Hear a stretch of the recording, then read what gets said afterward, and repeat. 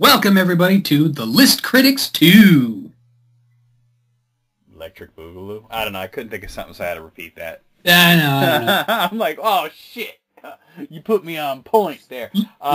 List Critics 2 returning in May after no episode in April, just like there's no episode of List Critics. And if you guys remember when we had List Critics May edition, we talked about why we didn't do an episode in April. And little snafu. Yeah, there were a lot of snafus. But we didn't do an episode of List Critics 2 either. I wasn't actually planning on doing one because by the time we realized we couldn't do List Critics 1, it was too late to do 2. But even if I wanted to, Jesse, you were not able to do it. And I realized that my microphone's facing the wrong direction, so I'm going to adjust that. There we go. Yeah, so, I was a little down and out because I had a bit of a run-in with an adorable little dog. A dog bit him, but not in a normal, way. Yeah, I was bending down. She was jumping up. She's barely 6 months old. You smashed heads. We smashed face. Now that happens, but tell very briefly and not too graphically, tell them about your injury. Yeah, well, her teeth connected with my eye. Yeah. Yeah. You lost a chunk of your eyeball, didn't you? No. Just many stitches on the ball. You're always on the ball, huh? I am. Well, I gotta say, man, hasn't enough bad shit happened to your eyes? Yes, I was saying earlier that I have Lenny's eye syndrome. I'm not supposed to get dog in it. Yeah, my eye! I'm not supposed to get puppies in it. It's just, it's terrible. Okay, let's start with our tradition that certain people like to bitch about, but, whatever. Tumblr gets deep. You know what it is that, and I'm going to tell you guys, if you don't like the way we begin the show with the Tumblr stuff and the Twitter stuff, the reason is because the lists that I have that you guys send are so boring that I have to find something to fill time. If you want us to do other stuff, you got to send us better stuff. Are you saying my top 10 shades of grass didn't really pan out? I'd rather do that than some of the shit we got. I'll be honest with you. And I mean, because I had this huge backlog, as you know, and I've pretty much gone through it, and I'm left with crap like top 10 utterly creepy historical masks. Okay. I can't show that to people. Top 10 best spirit songs that don't sound like Led Zeppelin's Stairway to Heaven. That's getting a little obtuse. Yeah. I mean, it's like, why? Top 6 high-tech... Okay, that one I might do later, actually. But, I mean, there's a few of these that are just, ridiculous. Ridiculous. Yeah. So, I still do have good lists, and we will be doing them later. I mean, I have them. It's just that we like to start off with a little bit of fun stuff, So if you don't like it, fast forward. You know what I mean? We're not going to stop doing it because we're doing this so we enjoy the show, too. Think of it as a meal. You start off with something a little easily digestible, and then you get into more complicated stuff. That's actually a good way of putting it. We're having some jalapeno poppers right now. Oh, my God. Okay. I got to show you later. There's this great video at homemade ones. Oh, jeez. Very, very easy to make. Very nice looking. Anyway, 21 instances of Tumblr getting deep here. Nice. Or, as I like to call it, Tumblr getting really fucking high. That's one way of putting it. Great Haircut says, if I was a criminal, I would do all of my crimes on a scooter, so the police would only see one footprint every few meters, and they'd look for a one-legged man with powerful jumping muscles instead of me. That's pretty clever. That's thinking outside the box. That's thinking outside the bowl. I think if the police saw that, they'd just be like, yeah, he's on a scooter. Yeah, clearly. I mean, come on. Yeah. All right, I love this next one because this is this person says, anonymous person says, but what does cheeky Nando's mean? It has to have a meaning. It's a bit of British slang. So, of course, they reply with this barrage of British slang, which I think is funny. It's almost like that scene in Goldmember where he's talking to his dad, and it's just indecipherable. Yeah. So Chavesty replies with, mate, it's hard to explain, mate. It's just like one day you'll be with your mates having a good having a look in JD, and you might fancy Curry Club at the Spoons, but your lad Colum, who's an absolute ledge, and the Archbishop of Banterbury will be like, brevs, let's have a cheeky Nando's instead, and you'll think, top, let's smash it. Yeah. Whatever that means. So, Arnett replies with, what the hell does that say? And then young VL Canoes says, I'm fucking crying. A wizard did it. Shat on a turtle. Yeah. Fiact says, people not to fuck with. The person who catches the bug and puts it outside. What? Okay. You know, I gotta say that's the opposite of the truth there. Yeah, I mean, come on. It's the one that captures the bug in the bottle and then, like, smashes the bottle on his face. Or one of those weirdos that collects bugs. Or what about they actually? I knew a girl who did. I knew a girl who did this, and she had and she said this with no irony. She said, "This is my kill jar." Oh, a killing jar. Okay. Yeah. And I'm just like, oh, wonderful, and then I got out of there as quickly as I could. Do you collect bodies in your basement too? Oh man, no, I had to get out of there at that point. I didn't ask any more questions. Nature Some says, when I was a freshman in high school, there was a boy named Chris who was a senior who had autism, and he really loved Hot Wheels. He also wanted to show people his tiny cars, and instead of the popular crowd making fun of him, they got excited with him. On his birthday, everyone bought him Hot Wheels, and he went home with a backpack full of them. For homecoming, they voted him king and gave him a cape with Hot Wheels on it. Sometimes high school isn't so bad. Wow. That's fucking beautiful, man. I gotta say. Dude loves Hot Wheels. Faith in humanity is intensifying. Yeah. Ever so slightly. You know, that a little more than slightly, I gotta say, because that's like the last thing you'd expect from high schoolers. Mm-hmm. You know, you expect them to be monsters. Okay, as Milagata says, fun fact, the word panic is actually from the Greek word panikos, which is referring to the Greek god Pan, who apparently shouts at people who are alone in the woods to freak them out. Schmiergo replies with career goals. That's one way to live your life. I had to tell I had a story, and I apologize if I've told this in the past to anybody who might have heard this, but you know, we have a lot of newer viewers who might not have heard this. I knew this guy. We worked together. This was at a different facility, very similar to where I work now, but this was years ago, and we both worked the midnight to 8 shift, and we often would work together in the same house. And he came in one day, and he had told me that there was this shed in the back of the house that we worked at that he was deathly afraid of. That he was really afraid of this shed. And I was like, why? It's a shed. It's a tool shed, you know? And he's like, I don't know, I went up there, man. It's like some fucking shit from Texas Chainsaw Massacre, man, you know? So I'm like, all right, whatever. And I went up there once, and it seemed that there actually was kind of a creepy vibe up there, you know? But he was, like, deathly afraid of it. Like, he really thought, like, if he went up there again, his life would end in that shed. So That's anyway. one creepy-ass shed. Well, it was creepy, but he took the being scared to the extreme, you know? So one day he comes in, and remember, we're starting at midnight here, announces that he has to go up to the shed. And I was like, why would you go up? His name was Ken. Ken, why would you go up to the shed?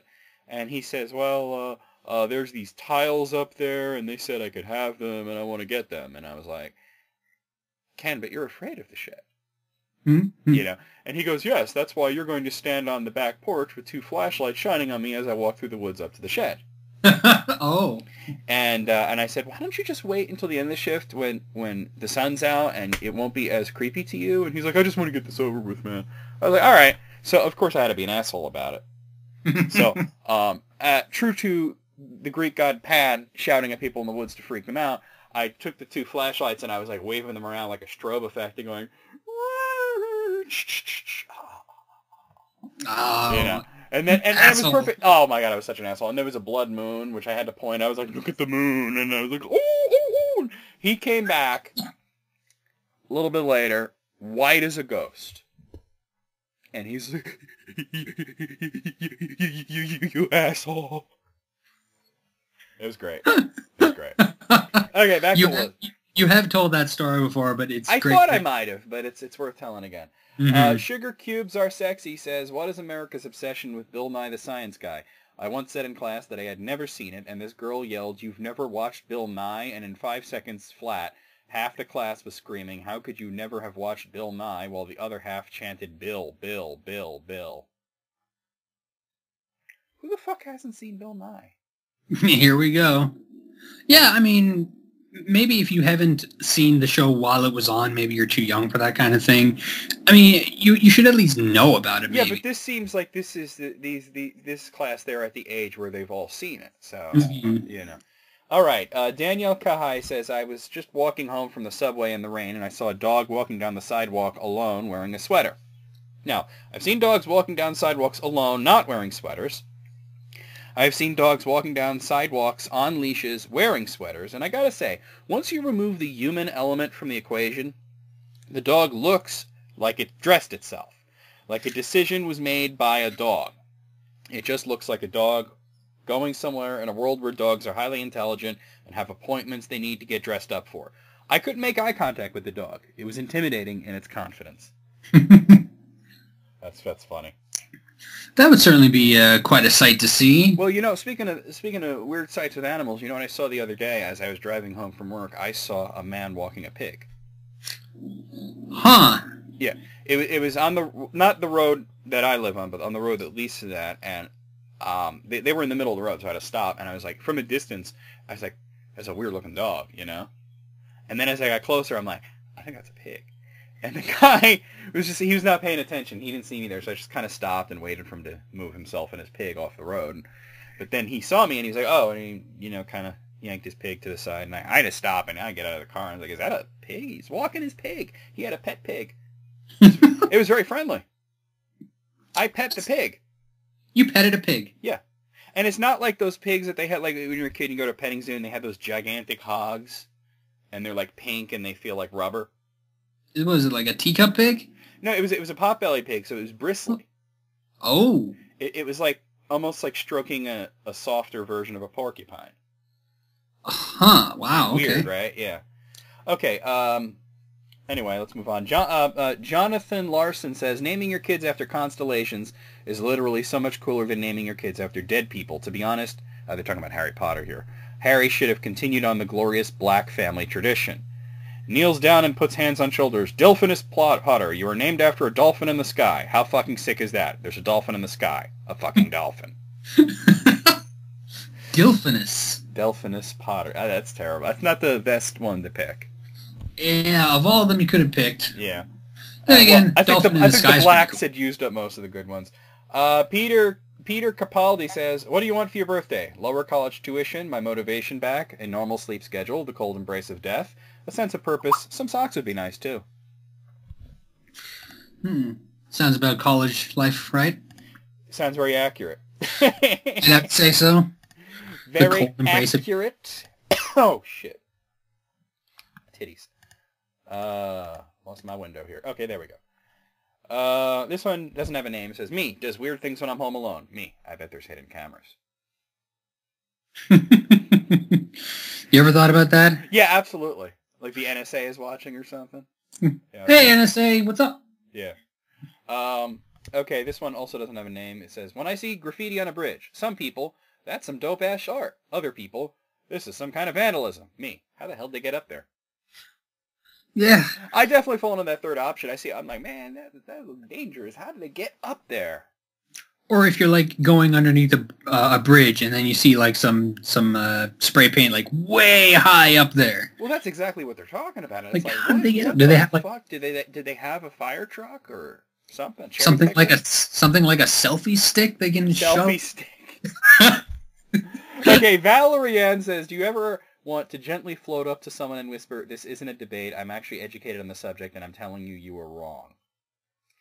Margot Moonshine replies with, my life. It's like, you ever see two, it's true, you see two people in public having an argument, or not even, I mean, not necessarily like an argument, but or maybe just a disagreement about something, and you know one person is absolutely 100% right, and you really want to just kind of jump in, but you know you can't do that, really. Or if they're both wrong, and you're like, you have no idea what like, you're you come over and you're like, I just want to say, you're both fucking morons, you know? You're arguing about bullshit. All right. You have technology at your fingertips. You can fact check this stuff. I'm telling people all the time. You know how many people will be sitting at a computer and they'll say to me, "What time is it?" And I'm like, "You are sitting at a computer. There is a little clock in the lower right-hand corner." All right. I like this person's name. Imperial Impala says, "Do you ever just, there's probably something medically wrong with me, but I'm just going to ignore it and hope I don't die?" Oh, that's every damn day, man. Yeah, but there's medically things wrong with you. Well, there's other stuff I could think about. I had a situation like this a couple of years back. I had a weird lump on my neck, and I just kind of felt it there, and I was like, "What's this?" And I was concerned, lumps are troublesome. And I was freaked out, but then it went away. So there you go. I got something similar to that in my right arm. I can actually feel it right now, but I got one of those things on my arm too. It moves around, right? Like yes. You could actually, they say that if you could move it, it's fine. Oh, good. I have that on my forearm, on my right forearm. But that if I didn't know about it before. It's probably what's known as a ganglion cyst, which is just like a bundle of nerves that just kind of hangs out there. I'm a bundle of nerves, man. Vulvagina, that's the person's name that they chose for Tumblr. They've wrote, "If we've talked 1.5 time, we are friend." I can see why they chose the name Vulvagina. They're clearly high as fuck. Explains a little bit better. Okay, the Jesus and Mark's chain. The Jesus and Mark's chain, right? Do tumbleweeds actually blow around in the Southwest, or is that a myth? Crow Pot Kitten writes, "They do. Tumbleweed is actually an invasive species from Siberia. What happens is the soil gets too dry, the roots come out of the ground, and the plant curls up in a ball so that it can blow to a new spot. When it comes into contact with wet soil, its roots will unfold and it will settle down." Butch Communist writes, "That is 10 times more fucked up than I thought. They plant themselves again? That's neat. I always thought they were just dead leaves and twigs in a bunch." That's what I thought, too. Yeah, I had no idea. And Azandra writes, "I like this. Tumbleweeds just fuck off when they don't like a place. They're not like other plants who have to respect your plant rules. They are rebels." That's so messed up. That's kind of like dandelions. They blow to the seeds, Yeah, like they travel on the wind kind of thing. And then they replant themselves. That's so fucked. I think I've seen this next one, but Happy Jared writes, "All dogs see you at your most unflattering angle, where it looks like you have 12,000 chins, and they're still so happy to see your beautiful self that their entire body vibrates. How great is that?" No, that's pretty cute. That's pretty great. Pigs, too, apparently. It almost made me feel bad about eating bacon. Almost. Oh, yeah, almost. Well, that's not the kind of pig they get bacon from, so it's all good, Yeah. Stability writes, "My goals are to be so intimidatingly hot that people are surprised at how nice I am when I talk to them." That's a good goal. I like that. Don't be too self-confident. Yeah. The Yellow Brick Road writes, "I get high self-esteem when a cat that hates everybody else ends up liking me." There's some truth to that as well. Yeah, think of the first 3 words of that sentence, though. I get high. Well, of course, they're on Tumblr. Yes. Yeah. All right. Mido writes, "Washing your boobs is the most fun part of showering by far because when they are soapy, they are so slippery and soft, and it is the greatest form of entertainment." Joey DFT-Ba writes, "Whoa, what?" Mr. Pornographic writes, "And with one single post, you've given every straight male and homosexual female a boner." Aspidolaps writes, "I like putting the soap bar between them and seeing how far I can launch it. I busted a light that way once, though." And Nat's Fan Art Fandom writes, that sounds pretty awesome, actually." I don't know how deep Tumblr is actually getting in this post. Shower thoughts, man. Yeah. Well, like I said, Tumblr gets high. Bumlingers writes, "Today I learned why we think we look good in mirrors but not in pictures. In the mirror, your perception is opposite and your face looks different, whereas in pictures, your features are exactly how you appear to others." Zuin replies with, "So I really am ugly. That's great." Yeah. That is one thing I had never really considered. I never thought of that myself. Finally, Constant Instigator writes, "I get why a lot of people hate the whole princess culture aimed at little girls. There's a hell of a lot of toxic bullshit in there. But when I was a tiny princess, my dad used to be my royal advisor. He would come to me, and over tea we would discuss the problems of the kingdom. He would tell me the new people wanted to move to the kingdom and ask me what we should do. Or he would tell me that the teddy bears and the dolls were fighting over the enchanted forest and ask me what to do. Basically, he took the trappings of the princess culture and used it as a tool to teach me about leadership, civic responsibility, and compassion. So if you have a little princess around, consider helping her figure out how to run her kingdom. There's no sense in telling a kid they can't be a leader or that they can't wear sparkles while they do it. Parenting, you're doing it right. Wow. All right. I gotta agree with that. Well, we don't have any little girls running around here. We got my 2 nephews, so we got the little superheroes instead. Yeah. Well, you take what culture you can grab from, right? Exactly, yeah. Oh, I think it's so cool that they're into superheroes. But out of 21, I enjoyed this one a little bit more than average. I'm going to give it a 20. Yeah, I'm thinking 19. 19. Okay, here's the Twitter ones. 15 Twitter jokes everyone should read. I'm laughing already. Yeah, Jason Last Name writes, it's not illegal to tell a ghost story when a cop shines a flashlight in your face. I always wondered, why do they have to shine it directly into your face? Yeah, to like throw you off to the... Did your computer or your girlfriend's computer just bounce away on a trampoline? What was that sound effect? I don't know. I think that was Skype, actually. Somebody signing in. I've never heard that one before. Sorry. Okay. Snarkle Hua Hua at Wiener Dog for Life, right? Breaking news, scientists discover portal. We threw a hot dog in it, screamed one scientist. Sounds about accurate. If you discovered a portal, what are you going to do? You're going to chuck something through it, I mean. Yeah, and see what happens. Yeah, absolutely. That's science. See what happens. Yeah. Maura at Behind Your Back writes, Dear Spammers, if I somehow gave you the impression I'm into young women with hot asses, I am not. I like French fries. Please update your records. That reminds me of, remember when you used to get, spam emails used to be big. Nowadays, you don't get as many. No. Because it's all about targeted advertisement and Google ads and shit. But I remember I used to get all these breast enlargement things, and I'm like, they're big enough, man.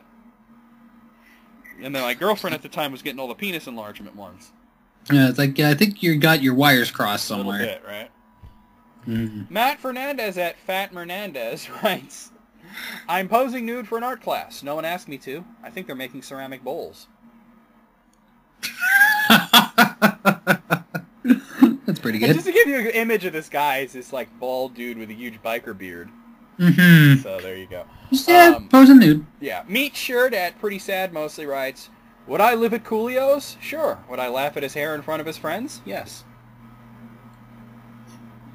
Well, when you're going on a fantastic voyage, it's considered dope to not make fun of your friend's hair. So, Shelby at Smellbees writes, maybe my roommate would be cooler with my 45-minute showers if she knew I was pretending to be an otter under a waterfall for most of it. Huh, well... There's a very interesting... 45-minute showers, man. I wish I could take a 45-minute shower. It's very relaxing, but the hot water don't last that long here, so...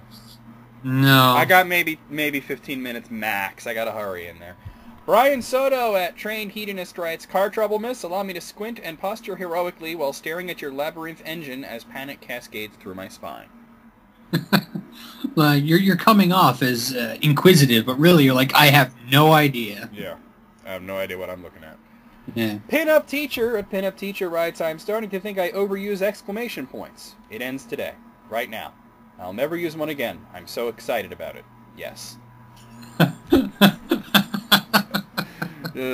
like that one. Perfect time. Adrian Earhart at Cradrian writes, my Mexican waiter put my food down in front of another white lady who looked nothing like me. I get it now. Oh wait, that's not my waiter. I get it now. Oh, remember this person, Jennifer Lopez at Senderblock 23? We've laughed at their name before. Yeah. They write, moms are just cops who love you. That's a good way of putting it, kind of. They're a lot less racist, though. Yeah, and beating like. Well, I guess. Well, it depends, yeah. Yeah. Chris Cubis at Chris Cubis writes, actually, saber is a type of sword, and a type of sword fighting is a thing I just heard from the world's first super virgin. What would be the difference between virgin and super virgin? I think that, okay, if you're a dude and you're a virgin, that means you've never entered a vagina. Yeah. But if you're the super virgin, your dick actually repels vagina, like a magnetic field. It's like two positives or two negatives. Yeah, they can't get too close. Like, if you tried to fuck a girl, she'd probably, like, just fly away. Or, like, a parallel universe would open up inside her. A portal would open up and your dick would go through it and it'd wind up in your own asshole. There you go. You could literally go fuck yourself. Matt Monroe at Hey Monroe writes, just Googled how to spell successful. Alright, I don't get it. Wait. Because how do you know how to spell it to type it into Well, Google? if you type something into Google wrong, it usually corrects you. Yeah, I suppose. He's like, did you mean? But there's no joke there. I don't get the joke. Maybe that was the joke he was trying to put. I don't know. There's no joke there. Erica at SC Beach Bum writes, if I don't return 17 calls, 9 texts, and 7 emails, it's safe to assume you've been blown off and bumped up to borderline stalker status. Sorry, Mom. Ugh. That went a different turn. Okay, Ashley Skidmore at Schlee writes, where do you go to celebrate finally getting rid of your adult acne? I'm heading to Taco Bell, but I feel like that's wrong. Yeah, wouldn't that just give you a brand new supply of acne? Well, it's actually a myth that food can cause acne. Yeah, but the grease, my God. Well, the grease is problematic. No, I've actually read this thing about acne that the best way to get rid of it is antibiotics. Yeah? Yeah. Lee Tishion at Lee Tishion writes, this is the last one, by the way. They write, I thought reverse psychology was when you made your therapist cry. I like that. I like it. Okay, out of 15, I'm going to go 11 on that one. What do you say, Jesse? I like to... there were a couple stinkers. 12. 12. Well, there was a couple stinkers. That's why I went 11. Yeah. Okay. Okay, I'm going to save that one for a little while later. Okay, I have one here that I picked out earlier. This is specifically, for you, really. It's, Thank you. You know I'm a big fan of the text fail type. Oh, yes. Now, this is teacher text fails. Now, you want to be a teacher. Mm-hmm.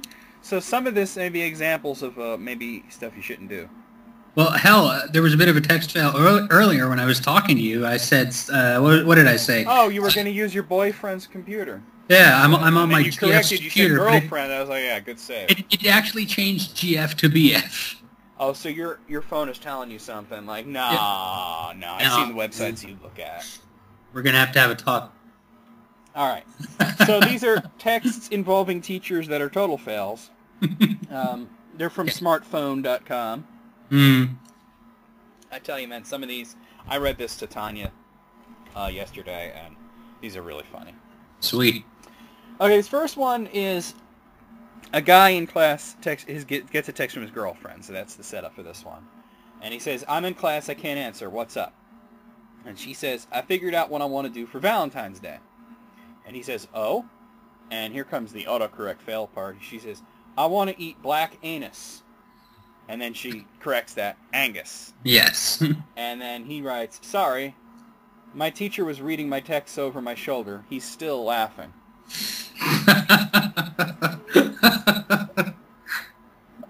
Oh, man. You never know who's going to see your autocorrect fail, huh? Well, I mean, you go to Black Angus, you never know what you're going to eat. Okay, so this is two kids texting each other. The one says, dude, guess what? What? I got kicked out of math today. What'd you do? My teacher asked what came after 69. Mouthwash wasn't the answer. It should be, though. It should be. Oh, gargle and spit. The mouthwash, I mean. All right. Now, this is between a mother and her daughter. And this one's really bad, is it? Sweetie, me and your teacher are going to bang tonight, so you don't have to come in early. What? And then the daughter says, haha, Mom, read your last text. Gotta hate those autocorrects. The mom says, what autocorrect? I'm serious. And then the daughter says, I'm moving out!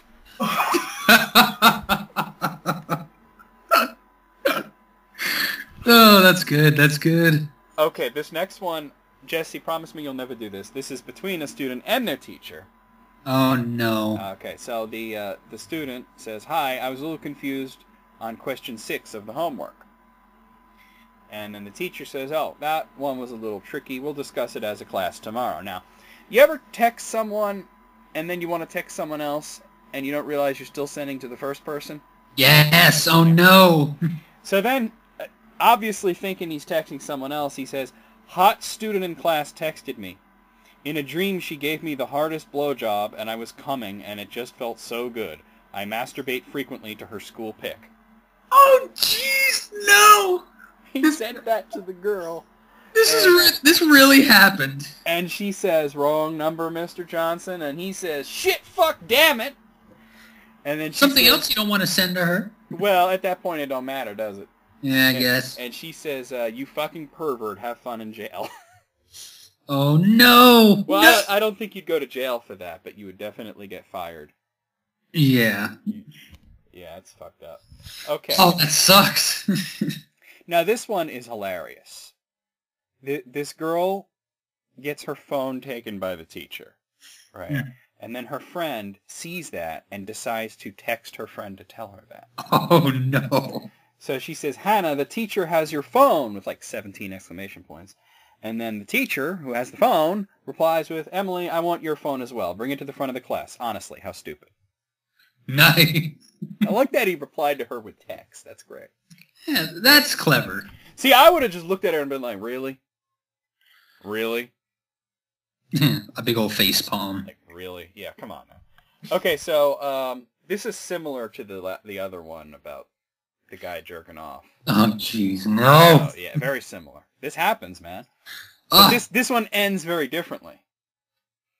So the student says, "Hey, what was the homework for tonight?" And the teacher says, "Oh, hi, Jess. It's page 13 in the workbook." And then thinking he's texting someone else, "Oh, my God. Jason, that hot student of mine, Jess, just texted me. Ugh, I want to kiss her so badly." Oh, dude. And then she says, "This is still Jess." He says, $300 if you won't tell. Oh, shit. And she says, $400 and you can kiss me. Whoa, what? That's an expensive kiss. Yeah. How do you think it ended? $400 paid up? Well, considering that there's a picture of it online, I think that no. Well, heck, she could just take the money, kiss him, and then throw it up on the internet anyway. That's what I said to Tanya. I said she's smart. She'd take his money and then report him. Yeah, exactly. So maybe that happened. Okay.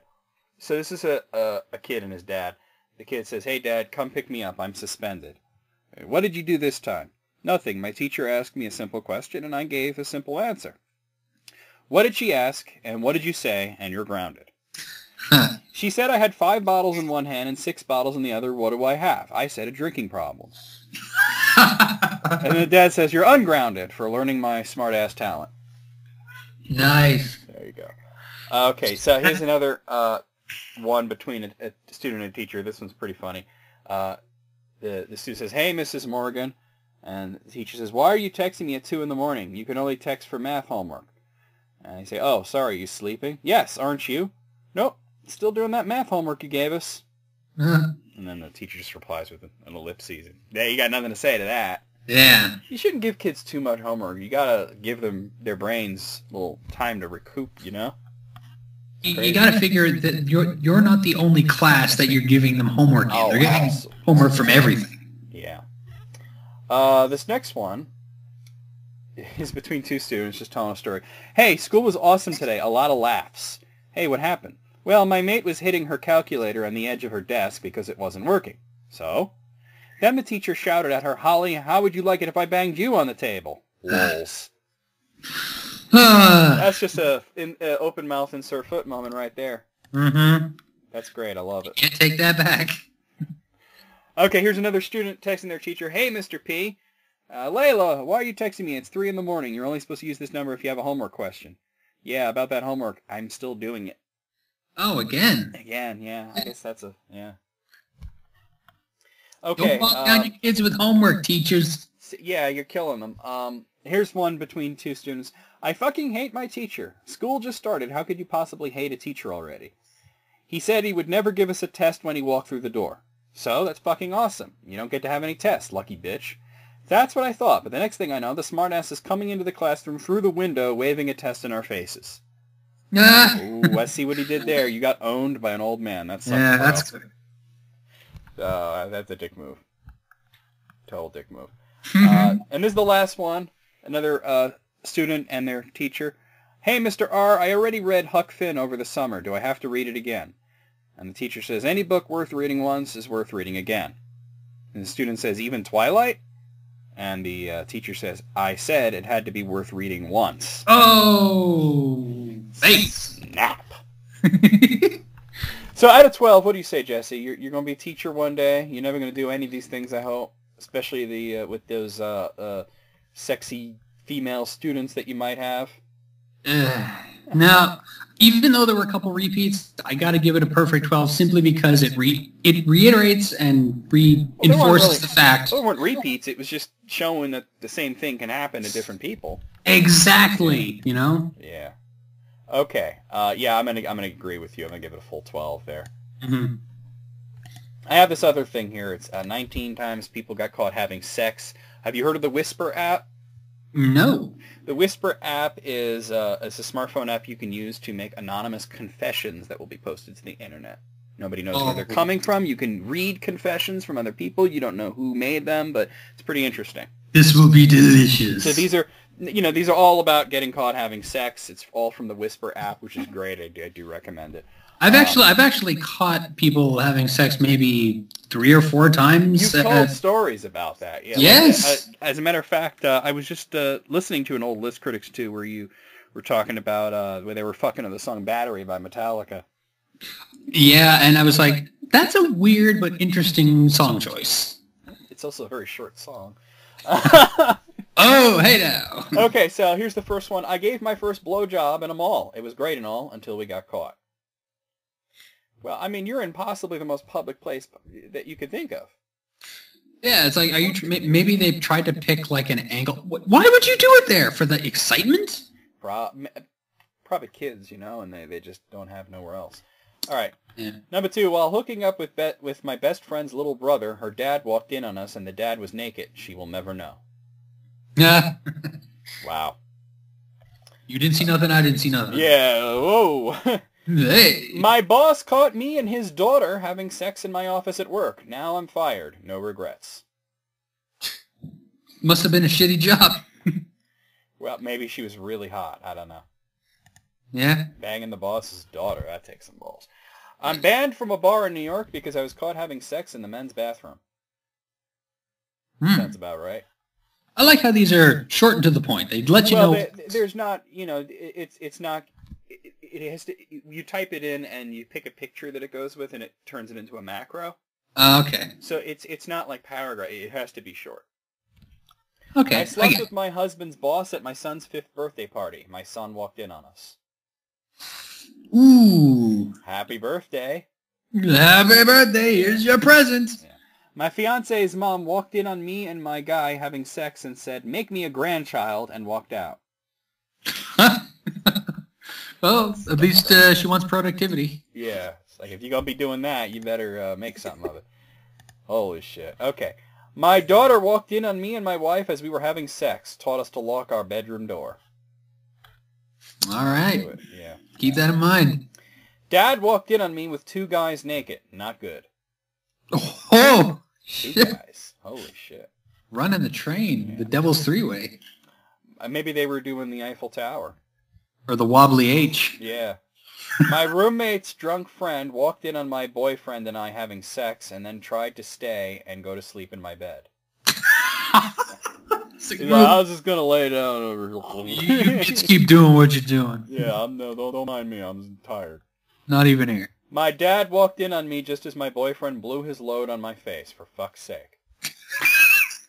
That's about, like, of all the periods of sex that you could have somebody walk in on, you getting the load in the face is probably the most embarrassing. Yeah, like, oh, shit. Hi, Dad. No, it's not what it looks. Okay, it's exactly what it looks like. Yeah. My wife walked in while I was having sex with another man. Your wife just learned something about you. Time to write a book about this. Yeah. I got caught having sex with a guy in a car by the cops. Literally scared me shitless. But the cop just said, "Be safe, kids," and walked away. Oh, well, that's nice. That's nice of him, yeah. Sucks about the shit, though. I hope they don't. I hope they're just misusing the word literally. Yeah, figuratively. Yeah, people. I hope that. I hope so. Her brother walked in on us having sex. I didn't stop. I was like, oh, hey, what's up? Hey, bro. Just banging your sister. Hey, bro. Yeah. Oh, boy, there goes the phone. Let's see what the deal is here. My boyfriend's grandparents walked in on us doing doggy style. Most awkward moment of my life. That's pretty bad. That is pretty bad. That's just a new subscriber on YouTube. Okay. Hey, way to go. Number 15. My university lecturer became my lover. When we got caught, he got suspended. Oops. Whoops to them. Damn. Well, at least not fired. Yeah, don't get with your students, man. They're your students. Well, that's at college level, so get with your students. You know, why not? Embrace it. Once you have tenure, just go hog wild. Fuck all of them. Fuck all of them. Once you have tenure, yeah. Why not? Right? Why not? You have tenure, just start banging. Just, yeah, all right. You become very hard to fire at that point. Mm-hmm. Number 16, I was hooking up with one of my employees at work, and the owner of the company caught us. He said our secret was safe with him. I love my job. Nice. All right. Very nice. Number 17, I just helped my boyfriend come out today to his parents. It was an accident. They caught us having sex in his room. Oh, well. Well, they probably already knew at that point. Yeah, if they didn't before, yeah. they sure... Number 18, I was having sex with my girlfriend in my car, and her dad caught us, and he moved her 6 hours away. Oh, that's rough. Wow. Come on, man. That's rough. It's love. Last one. My ex and I got caught having sex in his car in a parking lot, and the lady who saw us told us to keep going. Lol. Hey, she was getting free live porn, huh? Keep going. Fat. Oh, schlick. Yeah. At a 19, I say 17. I'm gonna go. What do you say on that? I don't know, man. I gotta go. I'm gonna go 18. Near perfect. Near perfect. Okay. I have this one that I just saw earlier. We got to do this. This is great. It's 14 businesses that are closed for hilarious reasons. So basically, there are signs up in windows about why they're closed. Very good stuff here. Oh, excellent. Okay.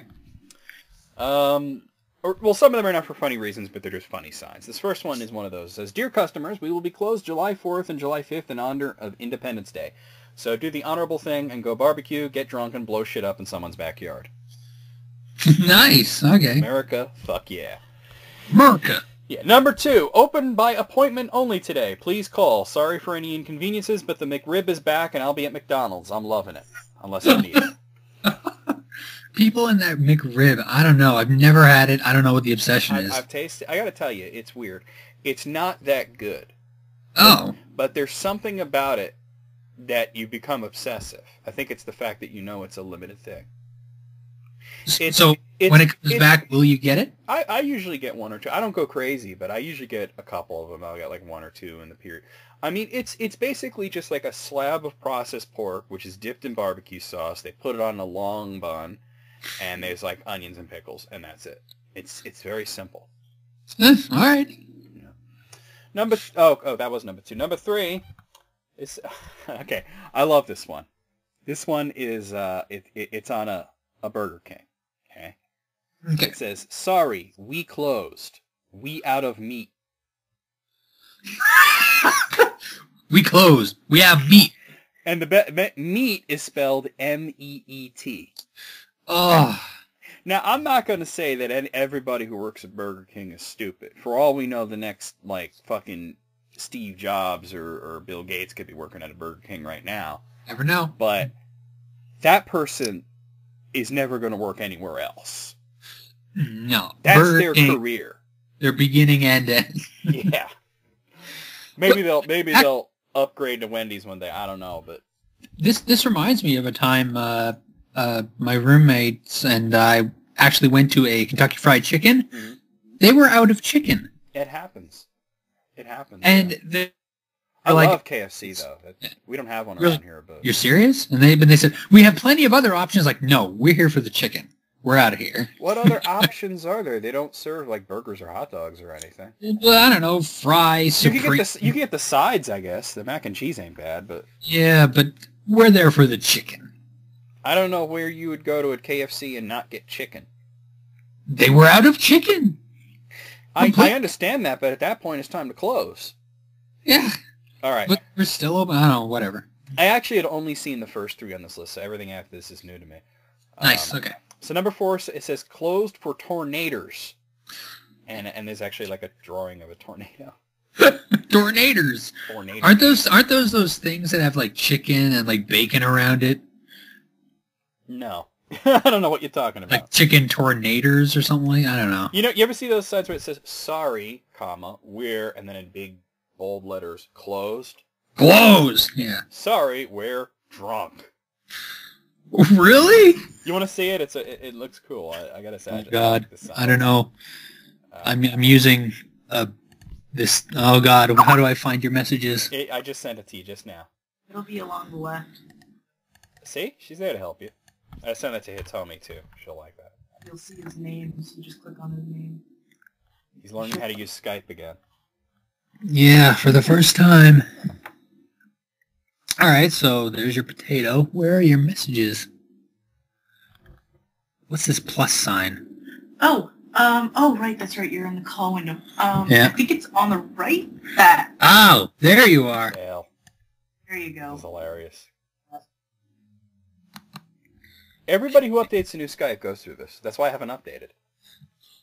Everyone, Tanya and James and everyone else at Kazara all like updated, and they're like, "Oh my God, John, if you get the thing, do not update it. Just tell it no." And I'm like, "Okay." And they're like, "It's the worst thing ever. You can't find shit."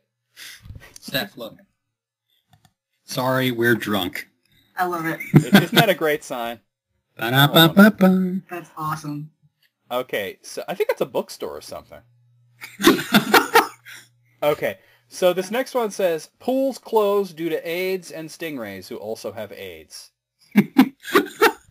Pools closed. And there's like a drawing of like an angry black guy with a huge afro. That was a meme actually, wasn't it? Yeah, pools closed. That was a meme. Yeah. For a while. Okay, the next few are not loading properly. Number 7 and 8 are not loading right now. Let me try refreshing. Oh, there we go. Dear customers, May 26, 2010, we are closing early today due to a recent invasion of Muppets. Sorry for any inconvenience. We'll be back open tomorrow at a regular time. Thanks, Cream and Sugar. What the fuck? You fucking Muppet.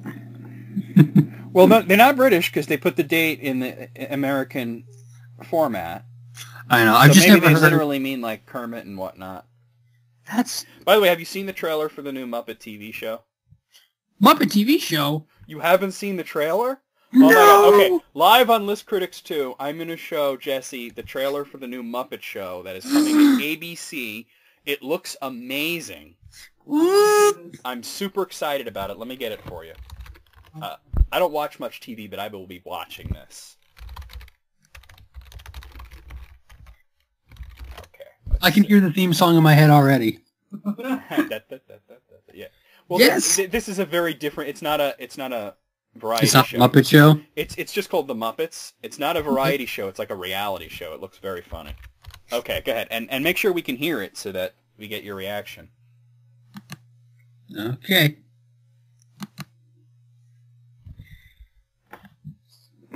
Alright. Has not made this video available in your country. What? Damn Americans! Well, it is ABC. Let me see if I can find it somewhere else. That sucks. Just try searching for it. What's wrong with Canada? What do you got against us? Okay, all right. I'll just play it for you, and you know what? I'll share my screen with you. Okay. Sweet. Okay. So let's do that. Let me know when you can see the screen. I can see the screen. All right. Here we go. We're playing it. Okay. Excuse me, everybody, can I have your attention? I have some really great news. ABC wants to put on an all-new primetime series starring the Muppets.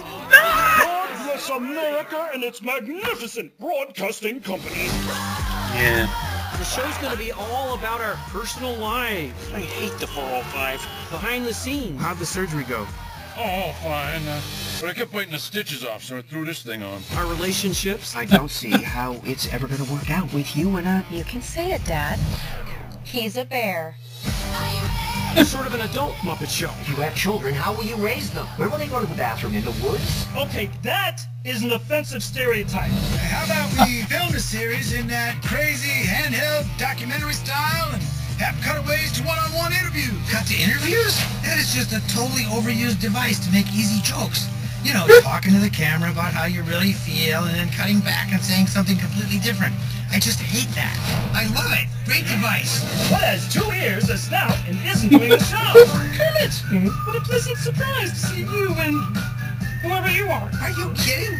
We made like 6 movies together, 3 TV shows. We did love letters for a month at the Fisher Theater in Detroit. I want to say, Gary?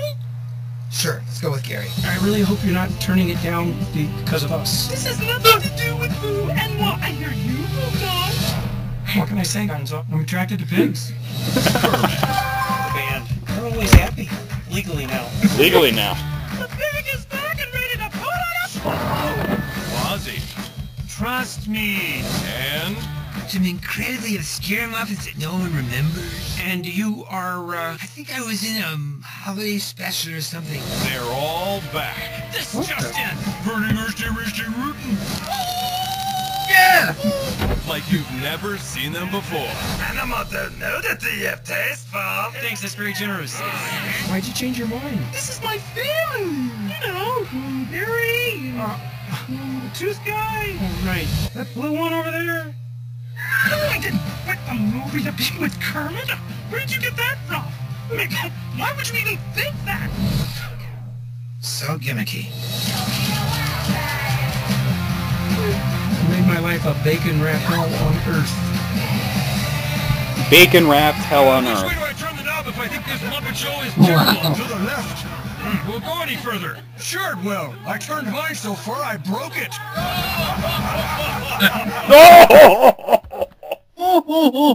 So that'll be watched. Oh, it will! Oh, my yeah. God! Animal to nudity if tasteful. If tasteful. Well, That's alright. weird to think an adult-oriented Muppet show. Well, the original Muppet show was for adults, though. I mean, we were kids and we were able to watch it, but most of the jokes were going over our heads, dude. Oh, yeah. All right. Okay, back to the list. I can't believe you hadn't seen that. We had to interrupt the whole show for that. But Sorry, folks. it was worth it. Number Yes. 8, closed forever. Forever. Woo-ha-ha-ha-ha-ha. Nah, a week or so.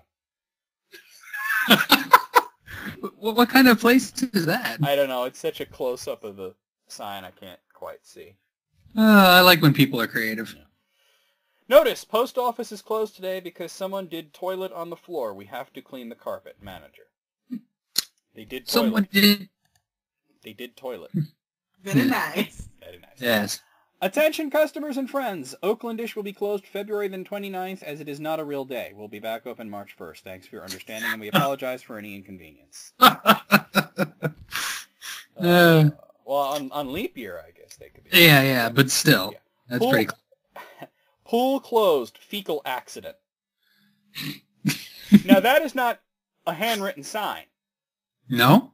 That is like one of those like those plastic things that you put up like wet floor kind of thing. So they had that ready.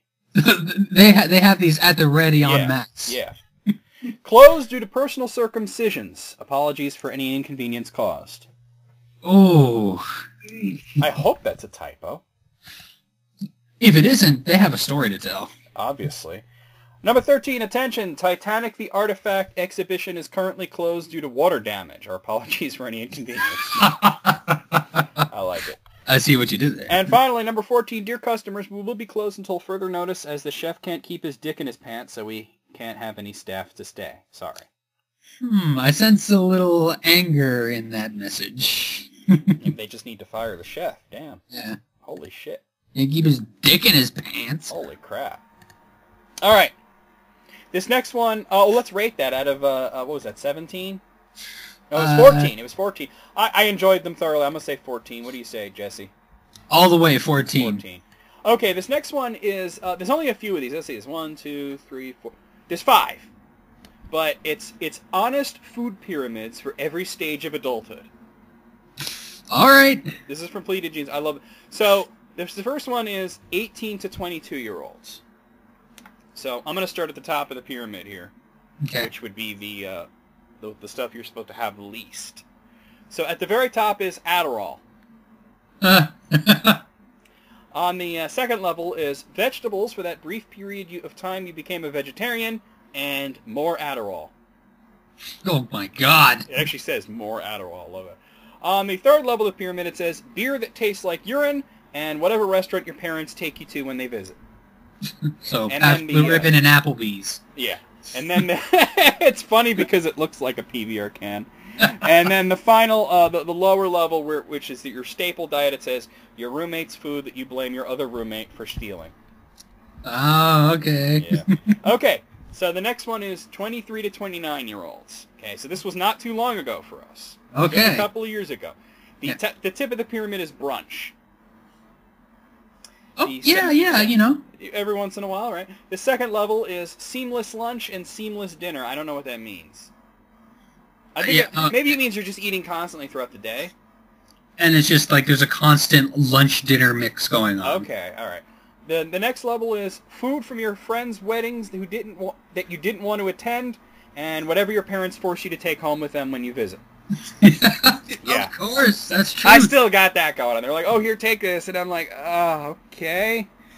And the base of it is whatever you eat during another one of your gluten-free, vegan, blah, blah bullshit phases. Thankfully, I never went through that. Yeah, same here. Okay, this is our grouping here, 30 to 41-year-olds. Oh, boy, okay. This is where we're at. The very tip of the thing is office birthday cake. That's happened. If you work in an office, I guess. The second level is wine for the antioxidants and more wine because of the kids. You know, that's my sister right there. For me, it's every wedding I've been to. Yeah. Wine, wine, wine. Wine, wine, wine, wine, wine. For me, it's more like rum, rum, whiskey, rum, rum. Yeah. The third level is salad smothered in dressing, like that's helping anything, and food in your office fridge belonging to someone else. Okay. And the base is something your spouse makes that you used to like but you hate now, just like them. That's good. Ouch. Ugh. Okay. Third degree there. 42 to 69-year-olds. Yeah, 69. The tip is Lipitor Okay.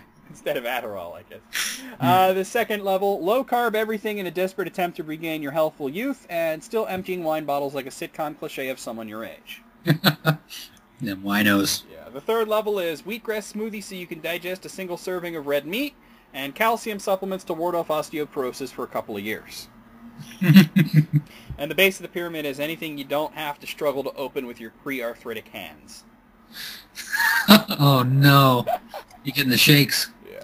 And finally, 70 plus is the last one. Oh, boy. The tip of the pyramid is pills that keep you alive. The second level, pills for the side effect of that pill and pill for the side effect of that pill. Yeah, yeah. The third level is pill for the side effects of that pill and Werther's Originals that you believe are pills because you forgot to take one of your pills. We have some Werthers in a bag behind me. I like them. And the base is pureed everything. Yeah. You know, that's not 70 plus. That's the brain injured pyramid right there. Oh, yeah? Well, I work with brain injured people, and that's it right there. You know. A lot of prune juice? Well, wow. Sometimes, yeah, for the constipated ones, but pureed everything in pills. Is what Warrior's drink. Warrior's drink. Out of 5, I'd say 4. The one for our age group is not very accurate. You know what? I agree with you. Number 4.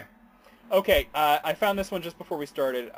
Uber reviews, the 1-star Uber reviews. There's 12 of them. Very interesting. You don't use Uber, but you probably should. I apparently... I have a car, but you don't, and you're blind, and you're always taking public transportation. But apparently I have used it once. I was just a little... you were loopy. Yeah, a little loopy at the time. Okay, so these are all 1-star reviews. The first one says, stop the car mid-trip to yell at a pigeon. You damn shithawks. Maybe that pigeon was an asshole. Yeah. I recognize you. Don't think I don't see you. You're the one that shit on my windshield last week, you motherfucker. All right. Radio was broken, so he just kept making dubstep noises with his mouth the whole time. Can you imagine imagine that you're stuck in a car with somebody who's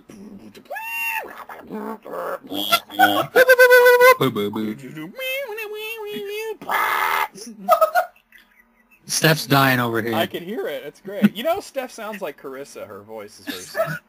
Really? Yes. Took me to work like I asked, and now I'm here at work. How dare you, sir? This is all your fault.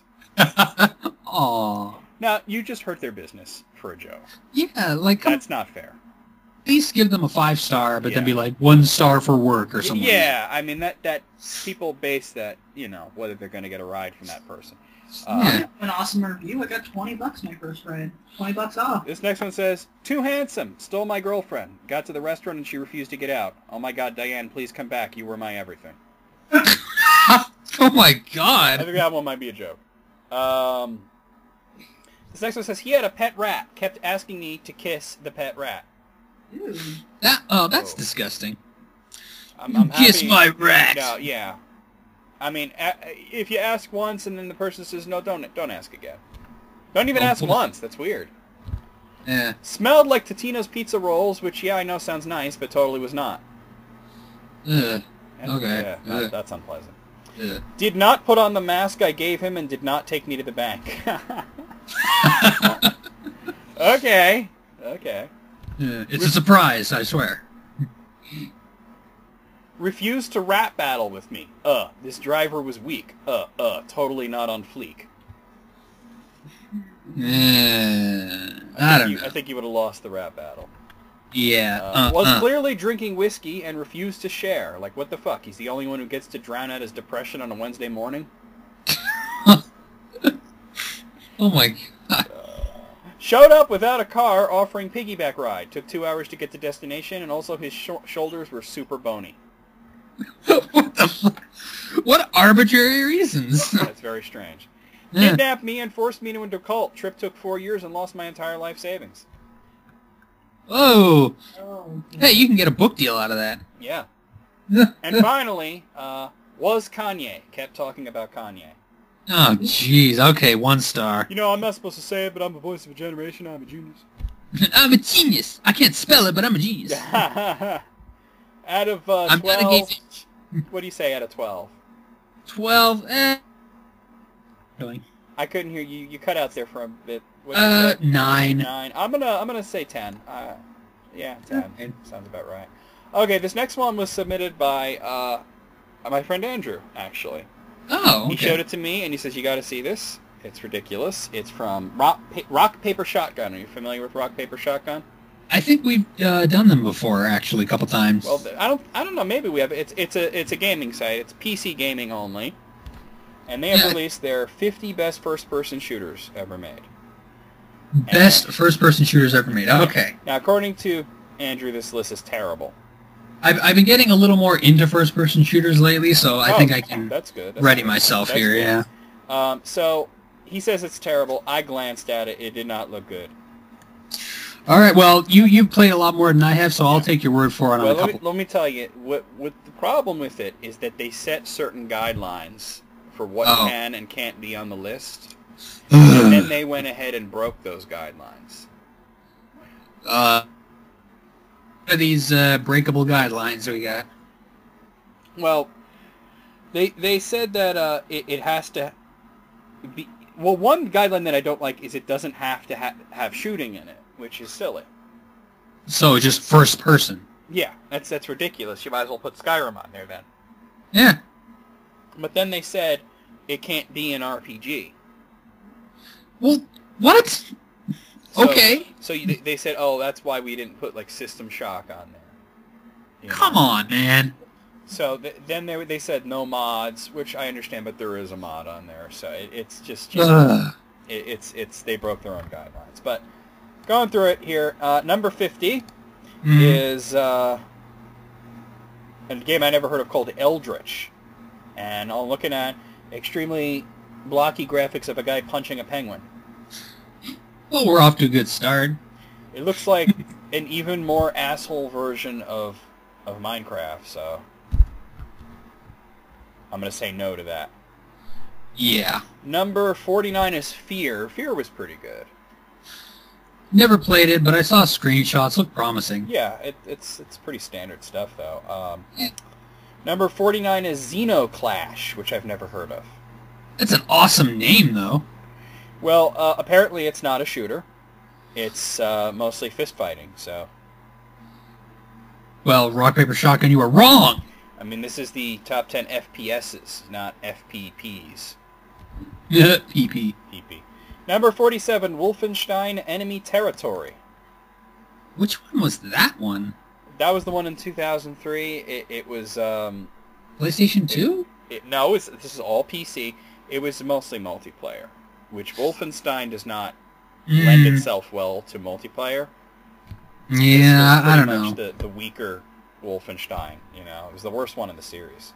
Oh, brutal. Yeah. Well, it made the list. It's a good series, though. Number 46, The Darkness 2. Okay, I'll give him that. That's a good game. You know, I've never played either of those, but I see them on sale all the time, and I'm like, should I? They're good. Number 45, Serious Sam HD, The First Encounter. Okay, if you just shoot 'em up, just fun, shoot 'em up.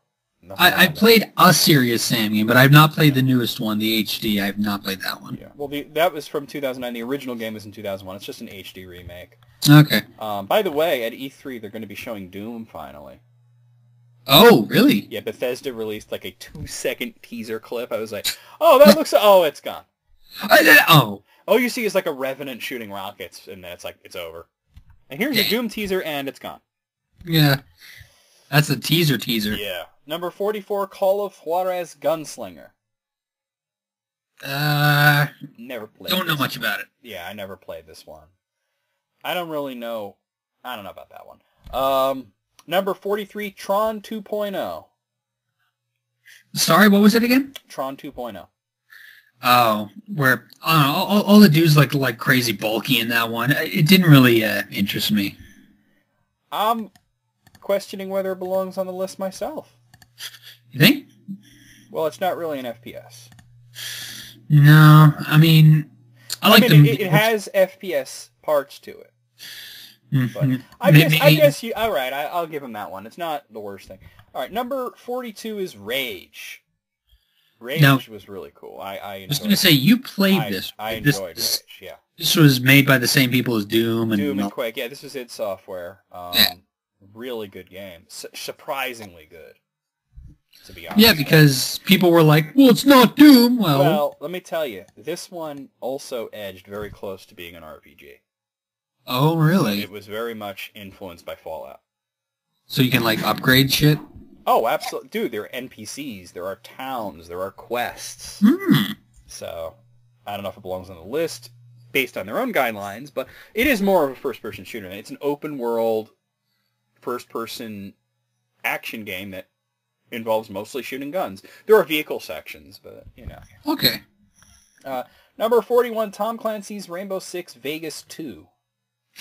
You know, I've never played a Rainbow Six game. I played a Splinter Cell game or two, but never the Rainbow Six series. The Rainbow Six games are kind of known for being pretty realistic in the sense that, like, shooting someone once usually just kills them right there. Yeah, as it should. Yeah. Number 40 is Metro 2033 Redux. I have this. I haven't played it, but I have it. Was this like just a Steam thing? It's on Steam. It's on Steam. Okay. Because I think I'd heard of it, but I don't know anything about it. Yeah, I bought it on a Steam sale, and I just haven't played it yet. So there you go. All right, well, give it a shot. Actually, looking at Steam, and I just saw I had a new comment on my... Why would I have to log into my Steam account when I'm in the client? Really? Okay, hold on, let me log in real quick. What the fuck? I'm in the client. I'm obviously logged in. My name is in the upper right corner. Why would I have to log in? Gotta log in before you log in. Or log in after you log in. Yeah, that's pretty dumb. It's like, oh, you want to see your comment? Sign in. And I'm like, I'm in the client. I'm not in a browser. What the fuck? All right, let's move on here. Number 39 is Bulletstorm. I didn't play Bulletstorm, but I heard good things about it. Was that like the game that kind of knows what it is? It's just an old shooter. Yeah, it's just ridiculous, over the top, bullets flying everywhere, takedowns, all kinds of crazy. It's very much like a spiritual successor to Serious Sam. I think that would be fun. Oh, it certainly did well. Shooting. Okay, all right, Steam is being weird. Number 38 is Descent. I played this. Is Descent really an FPS, though?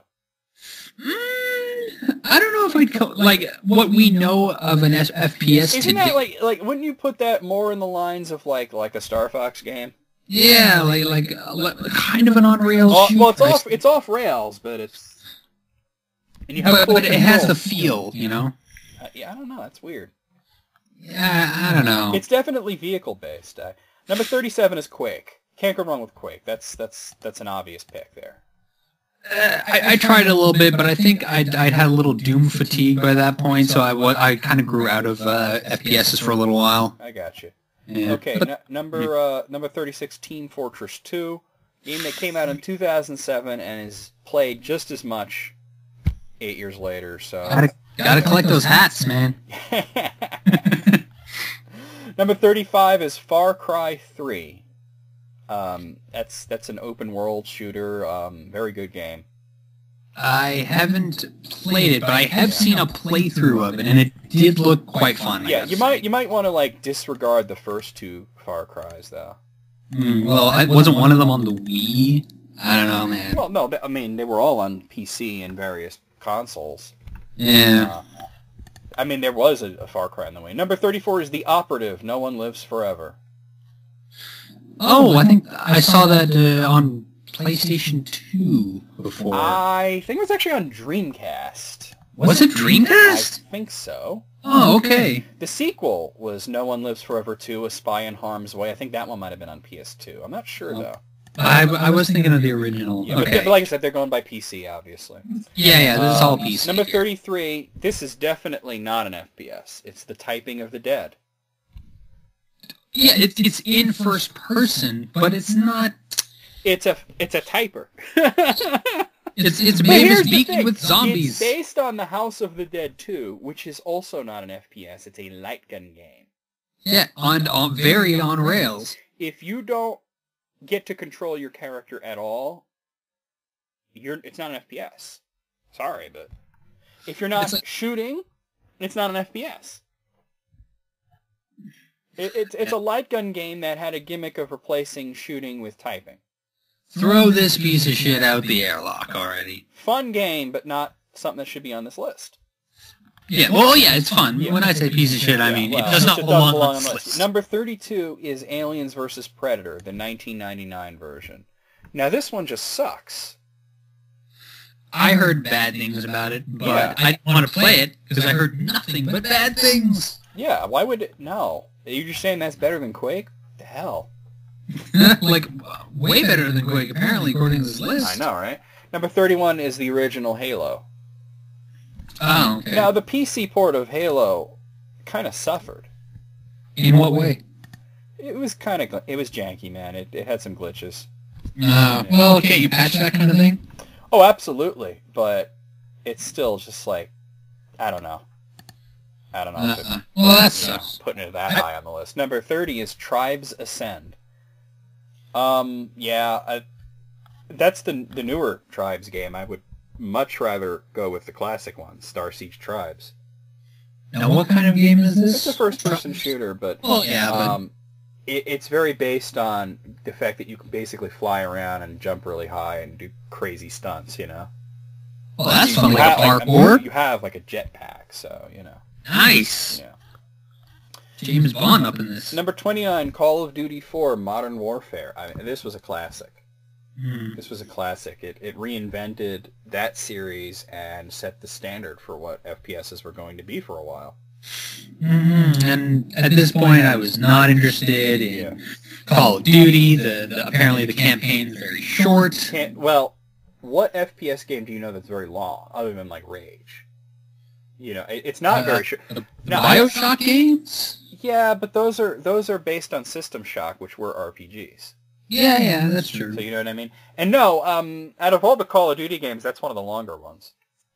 Oh, okay.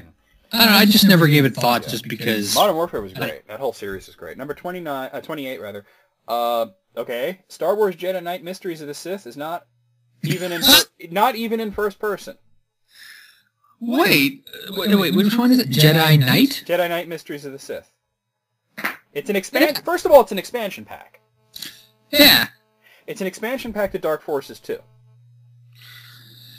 All right, I don't know. Okay. Heavily based on using the lightsaber, not in first person.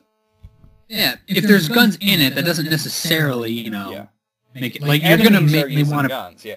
Number 27, Star Wars Dark Forces. Now, that was an FPS. Yes. Not a particularly good one. The less said, the better. Yeah. Number 26, Rising Storm. That one I'm not familiar with. It's, but it's interesting because it looks like it's a World War II game, and they haven't made many of these recently. Came out in 2013, so... Oh, okay. Oh, wow. Okay. I wasn't sure how new or old this was. Well, it looks a lot older than it is. The graphics are not very good. So it looks like PS2 era graphics. Ooh, that hurts. Yeah. Number 25, The Chronicles of Riddick Assault on Dark Athena. Now, they say the Riddick games are actually pretty good. Assault on Butcher Bay was good. Yeah, they're very good. This one was also good, but I've never played them. Yeah.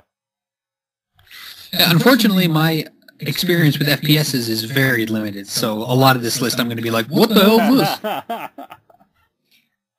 Okay. Number 24 is Call of Duty 2. What? Call of Duty 2. Call of Duty 2. You're saying 2 is better than 4? Oh, Modern Warfare. Oh, I don't know. 2 was good, but it wasn't better than Modern Warfare. That's ridiculous. Do they have a little blurb saying why it's so good? Well, I mean, it's a good game. They just say, no, it's a good game. I don't know. This is... It's a good game. Number 23 is Dishonored. Alright, this got a lot of praise. It did. It's an amazing game. It's also not an FPS. Yeah. This is a stealth game with RPG elements that happens to be in first person. It's closer to being Thief than it is to being, Call of Duty. So... Yeah, and it's already got strikes against it, like you said, RPG. Like when your main weapons are like knives and bows and magic. Unless you're just shooting glances at people. Number 22 is Unreal Tournament 2004. Never really got into the Unreal games or the Unreal Tournament games, so. Oh, yeah? Never really got into it, yeah. No, me neither. That was at the same time where I was out of FPS. I was just not in the mood. Well, you said you're getting more into it now, so what are you playing now? Well, I'm actually back into BioShock Infinite Burial at Sea. I never actually finished it. Very good, okay. And Wolfenstein: The New Order. And The Old Blood just came out. Yeah, I saw that, but isn't it on PS4 and Xbox One? Well, that's what the original was on, right? No. Oh, I didn't know that the original came out on old gen. Yeah, PS3. I have. I got it for PC. I don't know. Okay, number 21 is Left 4 Dead 2. I played the original and I liked it. I know people that still play it, so yeah, there you go. So obviously, if it's up high up on this list, it must be that good. Well, this list is kind of bullshit, though. Yeah, but... yeah, I guess. Number 20 is Alien Isolation. Awesome game, but really more of a survival horror thing. Yeah, that's not even a shooter. Yeah, I mean, you can shoot in it, but that's not it's not the focus of it. The focus of it is avoiding the enemies. Oh, that's kind of cool. I like that concept. It's a great game. It would feel more like the Alien movie. Yes. I mean, the Alien movies don't lend themselves to FPSs anyway, but no. It's a great game. I just don't think it belongs on this list. All right, number 19, we just talked about it, Wolfenstein: The New Order. This is really good. So far, the only two Wolfenstein games are the best one and the worst one. It's interesting. Number 18, Natural Selection 2. What is that one about? It's a sequel to a Half-Life mod. Oh, God, really? So doesn't belong here. Come on, man. Whatever. Rock, paper, shotgun. What do you do? Number 17 is Crisis. Oh, that's the one where you needed a really powerful PC to run? At the time, it was, yeah, you needed a really strong rig to be able to run it. I mean, now, like, you know, it's not. I mean, this came out in 2007. I know, but at the time, that was the big deal. I guess so, huh? Yeah. Okay, number 16 is Arma 3. I've never played the Arma game, so I can't really... Isn't Arma the game where one of the mods became its own game? DayZ?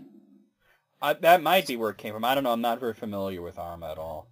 Yeah, me neither. Number 15 is... really? Number 15 is Mirror's Edge. That's not an FPS. It's not an FPS. That's a first-person parkour game, maybe. Yeah, it's a parkour game. Not first-person shooter. As hell. So you see how way off they are on this? I don't know what's going through their heads, man. Number 14 is Battlefield Bad Company 2. I think that Battlefield is for people who wear socks with sandals and breathe exclusively through their mouths. I can't say I've ever played a Battlefield game, but I'm a fan of Call of Duty, so I have to. I'm like, you know, legally required to hate Battlefield. So, number 13 is Action Quake 2. That is a mod. Action Quake 2. Action Quake and Action Quake 2 are mods. Of Quake and Quake 2? Yeah, absolutely. So what is the difference? What are they modding exactly? Well, it's like the, you know, like a total conversion sort of thing. Like it's like a game in the Quake engine, but it's not made by id or anybody. It was made by fans. Oh, all right. Number 12 is BioShock 2. That's really good. I mean, I can't argue with that. I have yet to play that one, but I do plan on playing it in the future. I want to finish the whole BioShock series. Well, that would be a good thing to do. They're all great. They're all great. The three of them are all good. Number 11 is SWAT 4. I never played any SWAT games. Neither have I. Wait, I have played Police Quest SWAT. I don't think that's related. No. At all. No. Number 10 is Far Cry 2. Oh, really? You're saying Far Cry 2 is better than Far Cry 3? That much better than Far Cry 3? I don't know. I'm going to say that is the biggest, fattest sack of no I've seen yet on this list. I never gave Far Cry 1 or 2 the time of day, but I did... Far Cry 1 is particularly bad, too. That's the fun thing. Yeah? It was noted for its graphics, but not for its gameplay. So Far Cry series really grew the beard on this one, then. On 3, I think. Yeah. Number 9 is, the original Battlefield 1942. Oh, wow. Old school. How old are we talking? Oh, it's 2002. Oh. Yeah. Well, it's not ancient. Well, that's right around, like, Call of Duty and Battlefield and Medal of Honor were all very, very big back then, you know. Medal of Honor, yeah. Number 8 is Counter-Strike Global Offensive. Oh, CSGO. I couldn't give a shit. I've seen gameplay of it. It looks fun enough, but it doesn't look like something I would put a lot of time into. I don't get into the multiplayer stuff, as you know. Number 7 is Planet Side 2. Never heard of it. Sorry to all the Planet Side fans. Not really. I mean, this is an MMO. Oh, really? Yeah. They need to rebrand that list. Yeah. Top 10 games where you're in first-person mode, and then it would still fail. Yeah. Number 6 is Half-Life 2. I'm not a fan of the series, but I will tell you that that's a good game. Which one, sorry? Half-Life 2. Oh, yeah, I played it in the episodes. Yeah, the episodes. Oh, they're so afraid of the number 3, aren't they? Yes. Speaking of 3, number 5 is Quake 3 Arena. Still not familiar with the Quake series. That's barely part of the series. Oh, yeah? That was the multiplayer only one.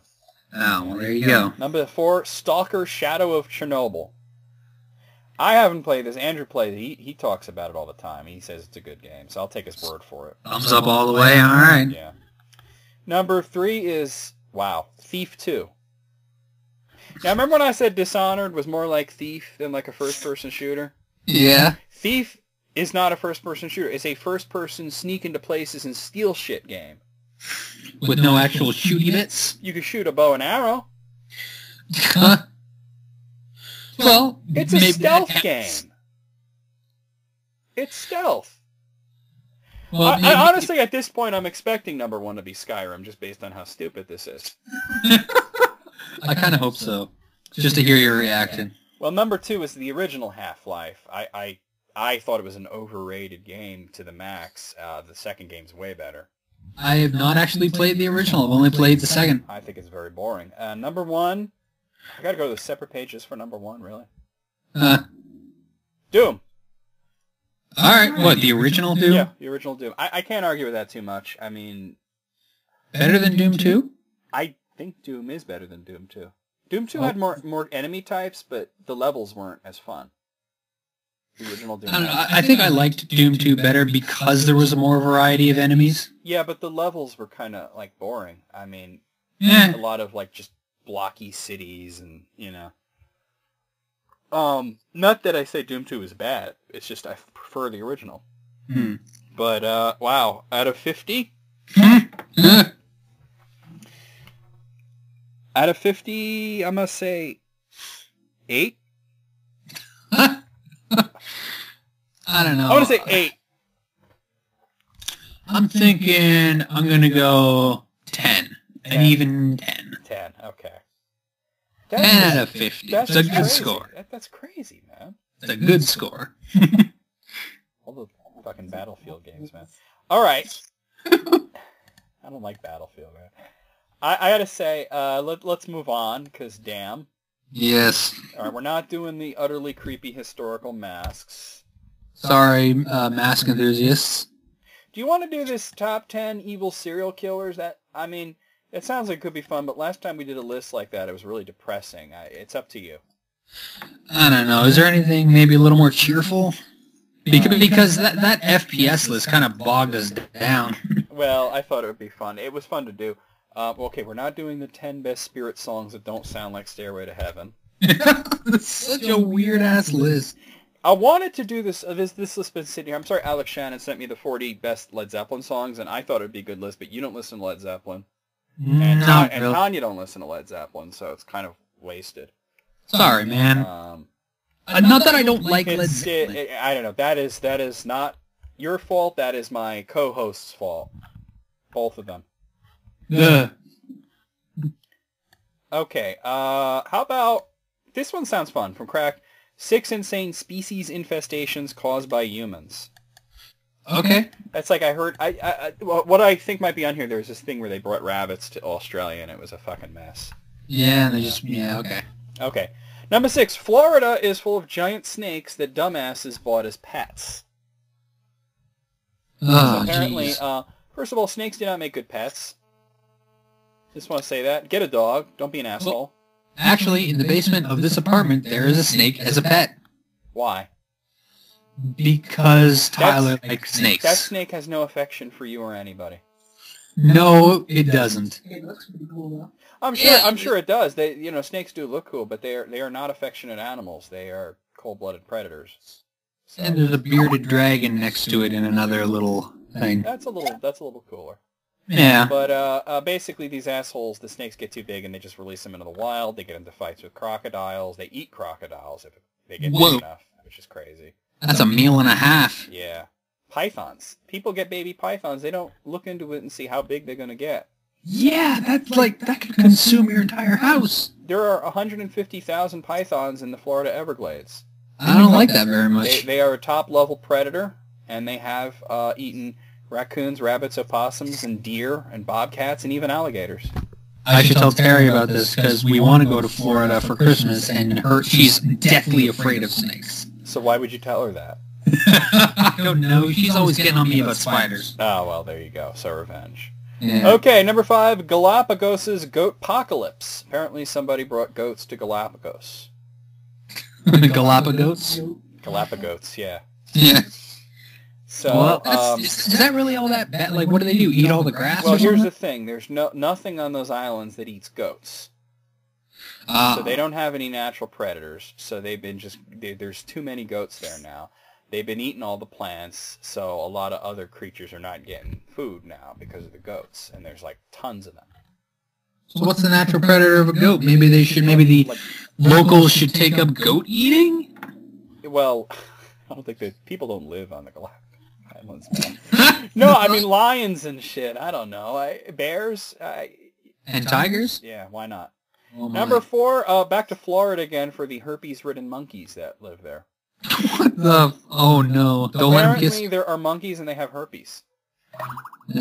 Make sure they don't kissy face with you. That sounds awful. Ugh.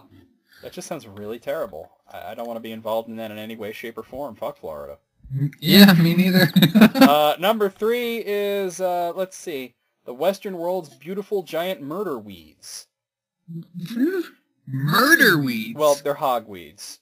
There's a species of plant called the hogweed. It basically, everywhere you plant it, just takes over everything. And apparently, somebody started planting them here in the Americas. And why would you do that? You know, the band Genesis even wrote a song about it, The Return of the Giant Hogweed. That was back in the 70s. Oh my, The Return of the Giant Hogweed. It was basically about the plant taking over Earth. Oh my god. Yeah. Human bodies will soon know our anger. Kill them with your hogweed hairs. Yeah. Number 2, tropical islands mongoose madness. Mongoose are little, like, rat creatures that don't give a fuck and will kill anything that comes near them.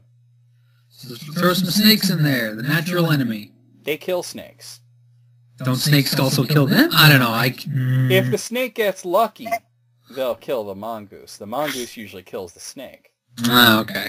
Yeah. I wasn't sure which way it went. And by the way, you don't want to get bitten by a mongoose, ever, because they carry so many diseases. All the diseases? You might get something called leptospirosis. Sounds bad. It's a bacterial disease that can lead to kidney damage, meningitis, liver failure, respiratory distress, and then death. Oh, that sounds like a bad time. Yeah. And number 1, apparently somebody brought beavers over to Argentina, and they're just destroying the place. Oh, man. Yeah. They gotta stay here. They brought the beavers over there because they thought they would have a good fur trade, but people weren't all that interested in beaver fur.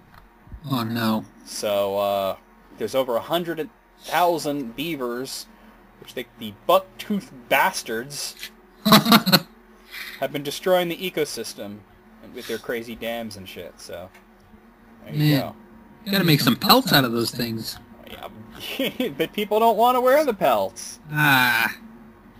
So keep them in North America where they're, everything's more balanced out. Don't bring them to South America. So out of 6, I'm going to say 6. I wanted to hear about the rabbits in Australia, but whatever. This was much more frightening. Yeah, I'd have to give it a 6, because the rabbits in Australia, everybody already knows about that. Maybe. Maybe that's the case. Who knows? Okay, let's see what else we got here. See, this is the kind of thing that I'm going to tell you guys not to send in.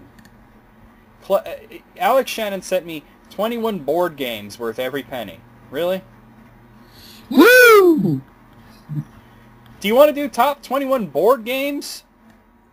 You know what? Sure. Why not? I think that's boring, but okay. Well, let's see. Let's see if we played these. Well, they got these divided into sections. The first section is the entry-level ones, which is just like you're just getting the board games. This is what you play. Candyland. Well. They have Settlers of Catan, which I've never played, and I don't want to. I played it once, and I won. Oh, nice. Yeah. They have Carcassonne, which I've never heard of. Oh, okay. Dominion, which I've never heard of. Me neither. Ticket to Ride, which I've never heard of. So they're going for more like a tabletop strategy bullshit. Looking down this list, yeah, that's what it's leading towards. These aren't board games like fun ones. These are like the hardcore nerd things. I'm gonna abandon this one here. All right, thank you. Yes. No thanks on that. Yeah, I was thinking more Monopoly, Hungry Hippos. Think of like stuff that would be on Board James. Yes, Board James. Mystery Date. Or a Dream Phone, right? Yes, that's it, the Dream Phone. Okay, he did send me from College Humor. I do like that site. 16 immature jokes 16-year-olds might find funny. Oh wow, this will be half my age. So the question is, will Jesse find them funny? Yes. Let's see. So the first one is not even a joke. It's a sign for a convenience store that says fast and easy, but the S in fast is burned out, so it looks like it says fat and easy. I'd probably point at it and go, that's interesting. Yeah. Oh, look, fat and easy, but it's not like, yeah. Yeah. How about how about a vitamin supplement called Daily D for strong, healthy bones? They always want the D. Bones. Came up with a song title the other day. Well, just last night. It was "You Give My Middle Finger a Raging Erection." I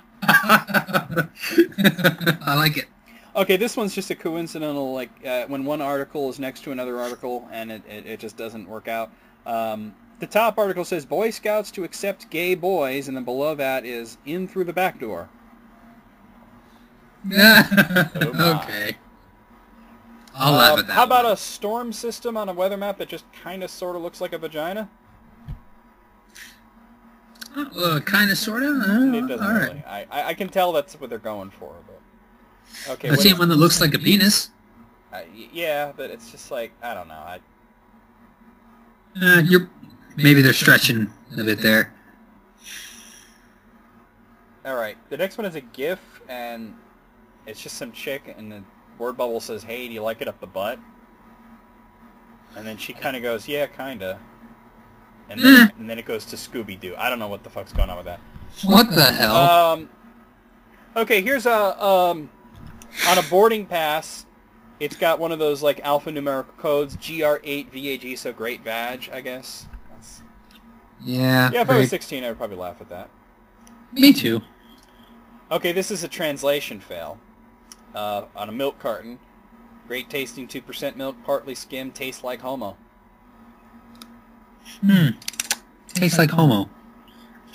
You know, like homogenized, I guess. Yes. Yeah. This is on one of those TV guide channels. Let's see. The movies you grew up with, films from the 60s, 70s, and 80s, 24 hours a day, unedited and commercial-free. So what's funny about that? Oh, okay, so they had James and the Giant Peach, right? Yeah. But it's truncated to just James and the Giant, and then the next movie is Dick. James and the Giant Dick. So you laughed at that. That's a fail. I did. Yeah. Giant Dick. This person's wearing a shirt, like an ESRB logo. It says, Your Mom, rated E for everyone. I've seen that shirt before. I've seen that as well. Yeah. Number 10. She is. Oh, hooray for college sports. How about BU versus TT? So it looks like butt. That's kind good. of funny, yeah. But Okay, so this asshole drew like a very crude drawing of a naked woman with her legs spread on his side view mirror, and like a dick on his window of his car. So when he makes the window go up and down, it looks like the dick is going in her. That's way too much time on your hands, man. Yeah. I'm not quite sure what I'm looking at here. It's just a screenshot from Super Mario 64. Okay. Oh, okay. 4 lives, 20 coins, 69 stars. 420, 69. Good. Wow, that's even a 16-year-old shouldn't find that funny. How about a bumper sticker on a car? Caution: this vehicle makes frequent stops at your mom's house. Nah. Because they do it. Yeah. I wonder if there's actual 16-year-olds listening right now like, oh my god! I hope so. Okay, so this is kind of funny. Okay, there's a store called Hancock's, but the way the picture's cropped, it just looks like it says Cox, right? That's Right. not really funny in and of itself, but there's a guy standing below the sign, and due to the little O's below the O in Cox, it looks like a thought bubble, like he's thinking about Cox. Cox. Yeah. Okay, so that's kind of funny. Okay. This is a big size, like a parking sign that says 1 hour free, and there's an arrow, and there's this girl standing there right next to the arrow looking at her phone, so it looks like, hey, with her, an hour for free. 1 hour free. This. Okay, so this is a smartphone's... Oh, God. Oh, it's funny. At first I didn't think it was funny, but then I noticed what the desktop was. Okay, so basically, I mean, they got these apps. You know how usually the icon for an app is like the first letter of what it is? Yeah. So it's like Facebook, Udemy, C+, Key, Hip, you know. And it spells out, fuck her right in the pussy. And it's got that guy in the background. That fucker right in the pussy guy. Fucker right in the pussy. Oh my god! Yeah, so that's funny. So that's the last one. Out of 16, I don't know. I think that I'm gonna give it a 15 because I think that there was one of them there that even a 16-year-old shouldn't laugh at, which was the Mario one. I don't know. I'm gonna go by the ones that I kind of laughed at. I think I'm gonna give it more of a 10. Okay. Well, you're not 16 though. You're literally twice that amount. So. Yes, but still. Okay.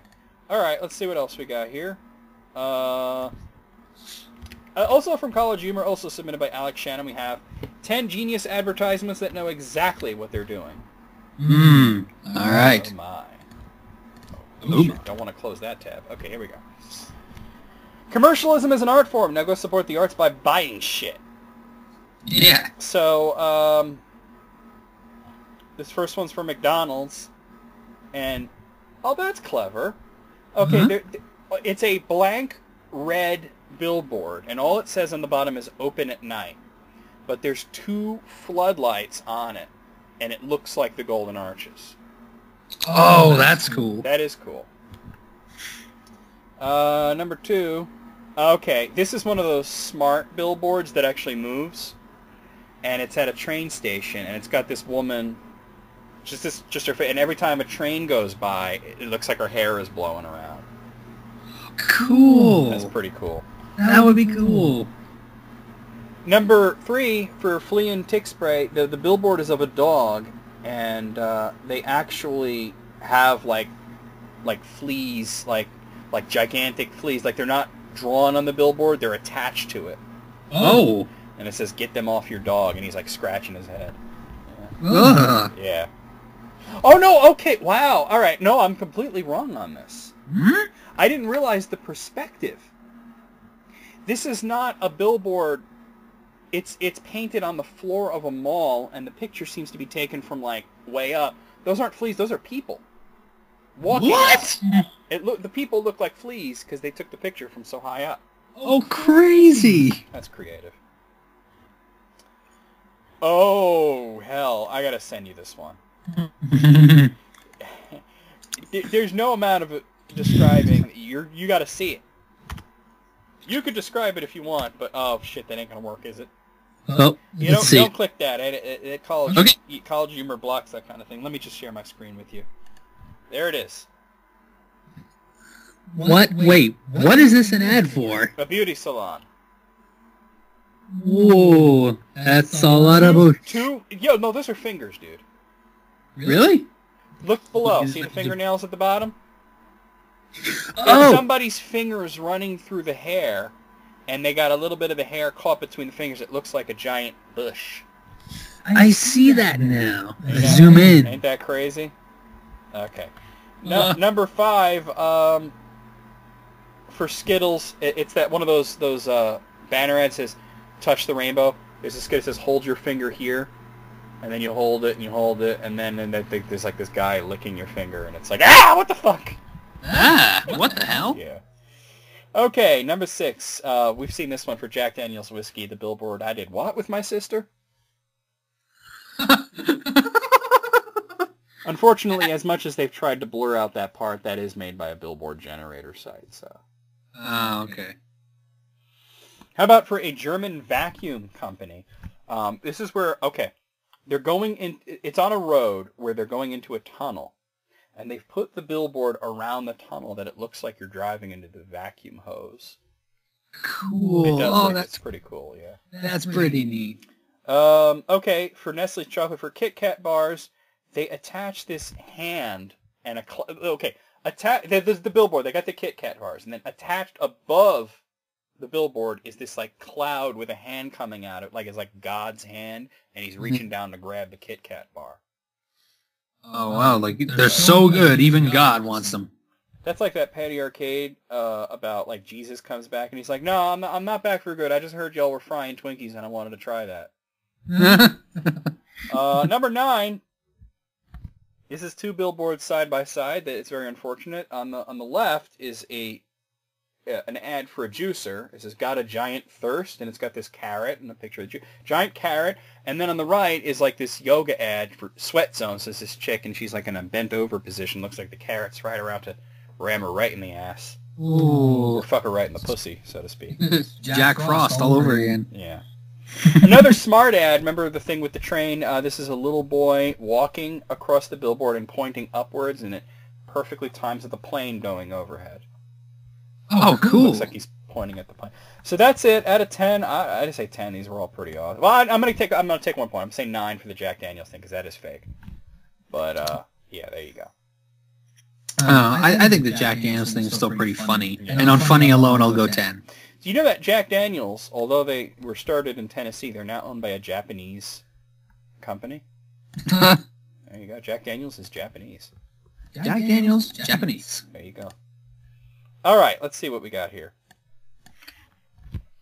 8 best movies from Studio Ghibli. Like, what? Why? Why would we do that?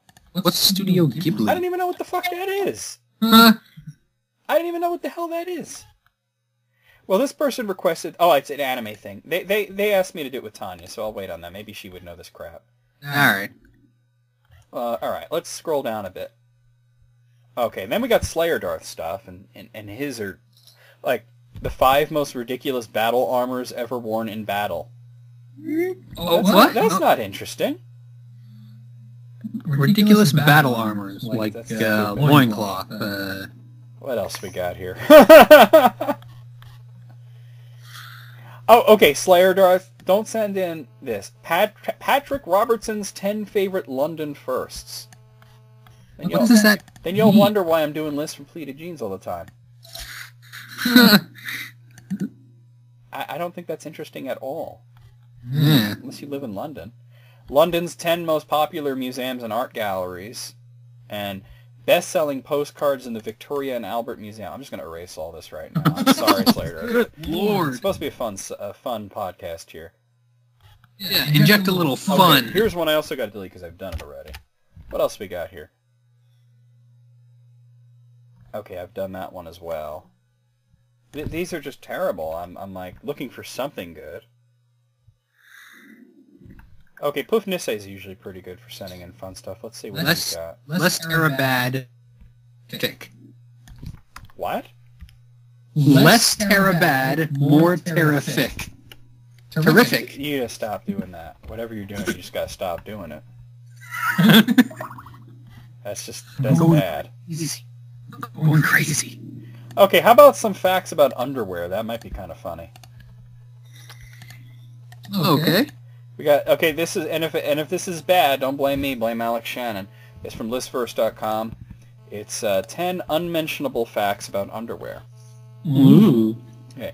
Number 10, did you know that there is a such thing as wedgie-proof underwear?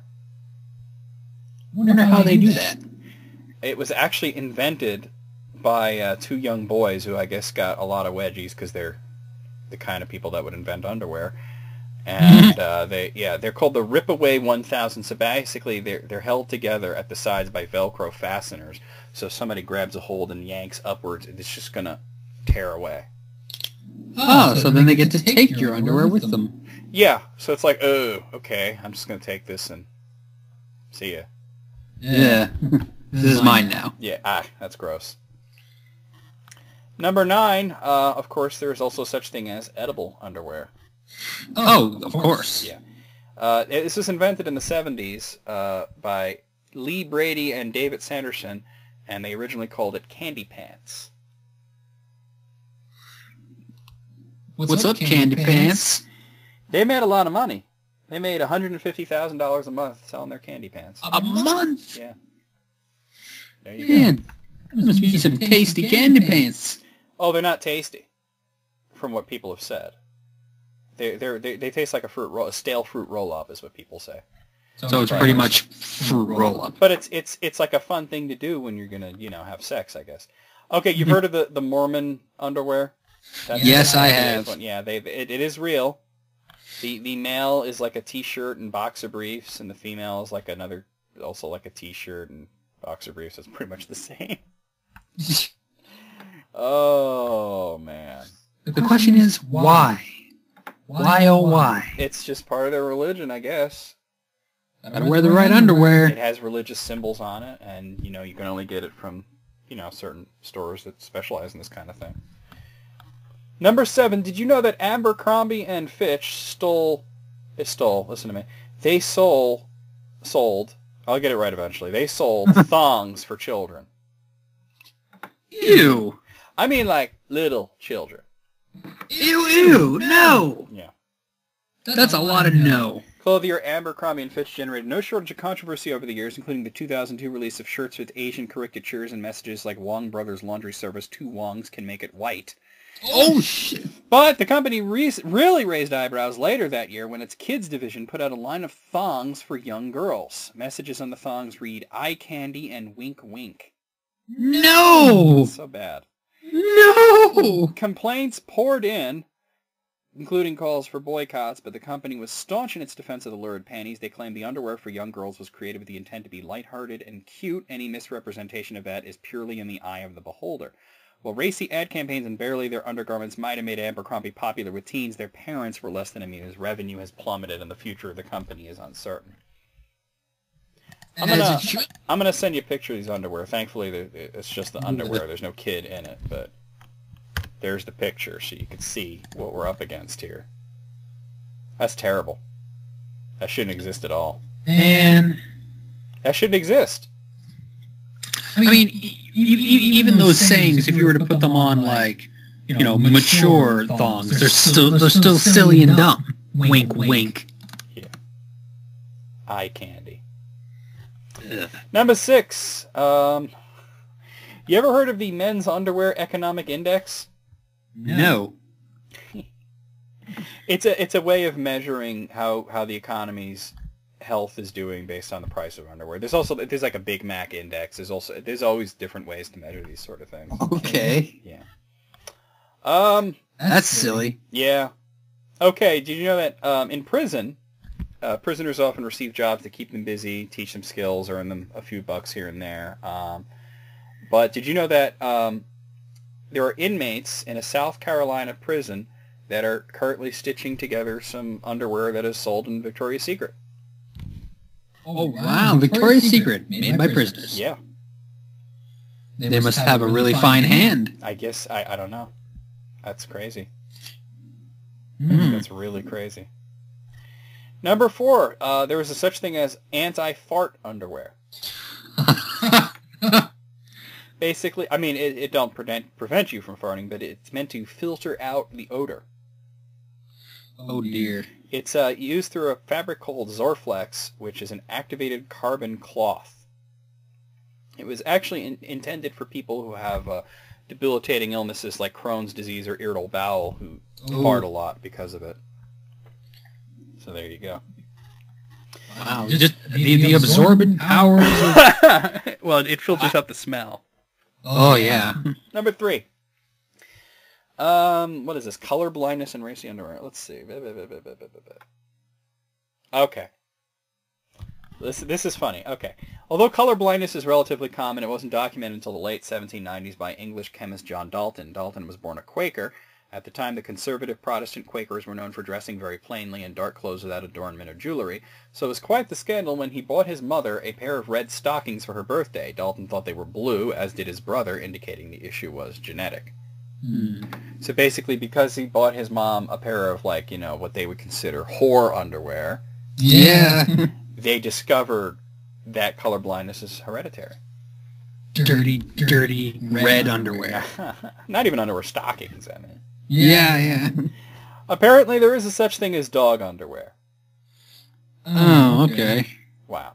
What purpose will this serve? To keep all the stuff where it's supposed to be? I think it's already where it's supposed to be. Let's see. In the early 90s, Cairo University investigated how underwear fabric might affect sperm production. So basically, they had the idea that maybe wearing underwear or not wearing underwear might affect how many sperm, and they tested it on dogs. So they had dogs wear underwear for 2 years. And then they tested their sperm count to see what would happen. And they said that they had 3 groups. The control group obviously didn't wear underwear. And then there was a group that was wearing cotton underwear. And they said there was no issue with them. But then there was a group wearing polyester, and they said they had a much lower sperm count, more abnormal sperm, and degenerative changes overall. Oh, man. So polyester is a bad thing to wear on your balls. So watch your polyester on your boys. Yeah. And number 1, oh God, and we're going to talk about the second-hand underwear trade of Japan here. Yeah. If you're like most people, the idea of stepping into a pair of someone else's underwear is pretty gross, but in some of the world's most impoverished places, hygiene takes a backseat to affordability. In poverty-stricken Zimbabwe, the import of used underwear was so common the country had to officially ban it in December of 2011. In more privileged countries of the globe, trade in used undergarments thrives for entirely different reasons, and entrepreneurial young ladies have made a lot of money selling their soiled panties. In the early 90s, Japanese vending machines sold the public used panties allegedly worn by schoolgirls. The business was largely halted through the antiques dealing law, which prohibits the sale of used goods without government approval, but individuals report that some machines continue to operate. In the United States, Christine Vetter of South Carolina was caught mailing used underwear from her adult website, along with other used items such as tampons and condoms. She pled guilty to federal charges of mailing indecent and filthy substances, possibly the first person to be prosecuted under that statute. Oh, wow. Okay, I've seen pictures of the dispensers. Yeah, I got a picture here I was going to send you here. It's obviously sexualized. There you go. Yeah, oh, God. Yeah, there you go. That ain't right. That ain't right at all. No, it ain't right at all. Out of 10, I'm going to say 8 on that one. I'm going to give it... I think I'm going to be right there with you. I'm going to give it an 8. I'm going to stick with Listverse for a bit because I like the site. And let me not close that tab. Okay, this is 10 famous people known in their time for surprising things. So these are 10 people. You're going to know their name, but they're famous for other things as well. Oh, okay. So number 10, Paul Revere. You know Paul Revere? He warned about something, or British are coming. Was that him? That's sort of him, yeah. Okay. Yeah. I mean, most of that was based on a poem. Okay. So there you go. It's an American thing. Yeah, it is an American thing, but part of an immense military debacle that devastated America's armed forces is what he's really known for at the time. Much less remembered than the battles of Lexington and Concord is the 1779 Battle of Penobscot Bay. Despite having a 4-to-1 advantage in ships and a larger number of soldiers, it was such a complete defeat for the Americans that they lost every one of their 43 ships and half of their army in a bungled joint effort. Heads inevitably had a role for such a disgrace, and one of those was Paul Revere's, who was court-martialed and placed under house arrest on charges of cowardice. Although 2 years later he was cleared of the charges, such a scandal completely overshadowed his midnight ride at the time. Midnight Ride, that's the thing. Okay, number 9 is Pocahontas. Oh. You know Pocahontas? Wasn't just a great Disney movie. Wasn't just a Disney movie. She's a real person. Yeah. I know. Yeah. She's known as the savior of early American explorer John Smith. During an attempted execution, she saved him. But there's considerable evidence that rather than being any sort of heroic savior, Pocahontas was notable purely for being the first Native American to marry a European. She was merely an ambassador between Britain and America. Much less known than her original name is her adopted one of Rebecca Rolfe, which she'd taken before traveling to the British Isles with her husband John. The story of saving him wasn't told by him until 16 years after it happened, so we don't know if it really happened at all. Yeah, and that was well after she had died, so she would not have been able to refute that. So there you go. Rebecca Rolfe. That's the name she took. Yeah. Number 8, Confucius. Oh, Confucius say. We know him now as a religious leader. But he was known as a teacher and not a particularly good one. Oh, no. Confucius spent years going from fiefdom to fiefdom looking for a client monarch. While there were some that appreciated his ideas, they did not begin to be adopted in his day. Confucius was so careless at recording his teachings that he didn't personally write anything in the Analects, leaving the task to his survivors. Oh, man. The reason we know him today is because of a lucky happenstance. Centuries after his death, the Analects remained obscured documents until after the reign of an emperor who sought to destroy all books of philosophy. During that purge, a copy of the Analects was hidden in a wall. It was recovered 60 years after the emperor died, when the new ruler was much more tolerant of philosophical writings. So there you go. Wow, Yeah. the things you learn. Okay, number 7, King John. Ah, okay.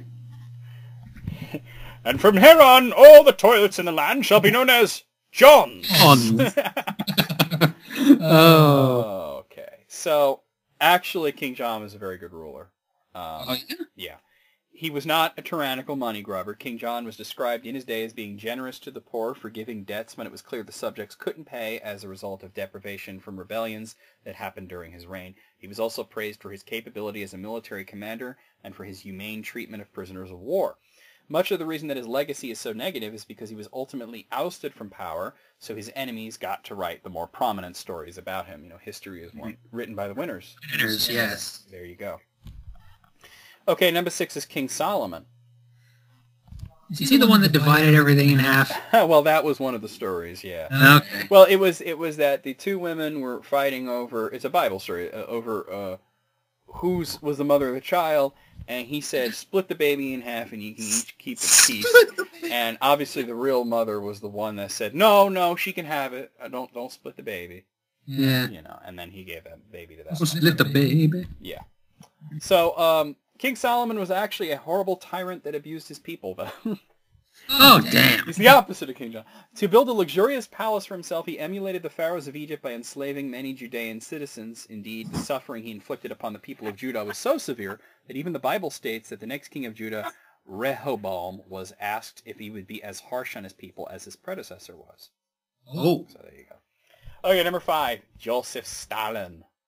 Stalin. Quit Stalin. Oh, God. Well, the Russians loved him at the time. Oh, yeah? Which is crazy, but they did. They didn't blame Stalin for the atrocities they suffered, and they always would say, if only Stalin knew. Like, they thought that he didn't know what they were going through. Oh, my goodness. Yeah. So there you go. Those poor Russians. Number 4, Alexander the Great.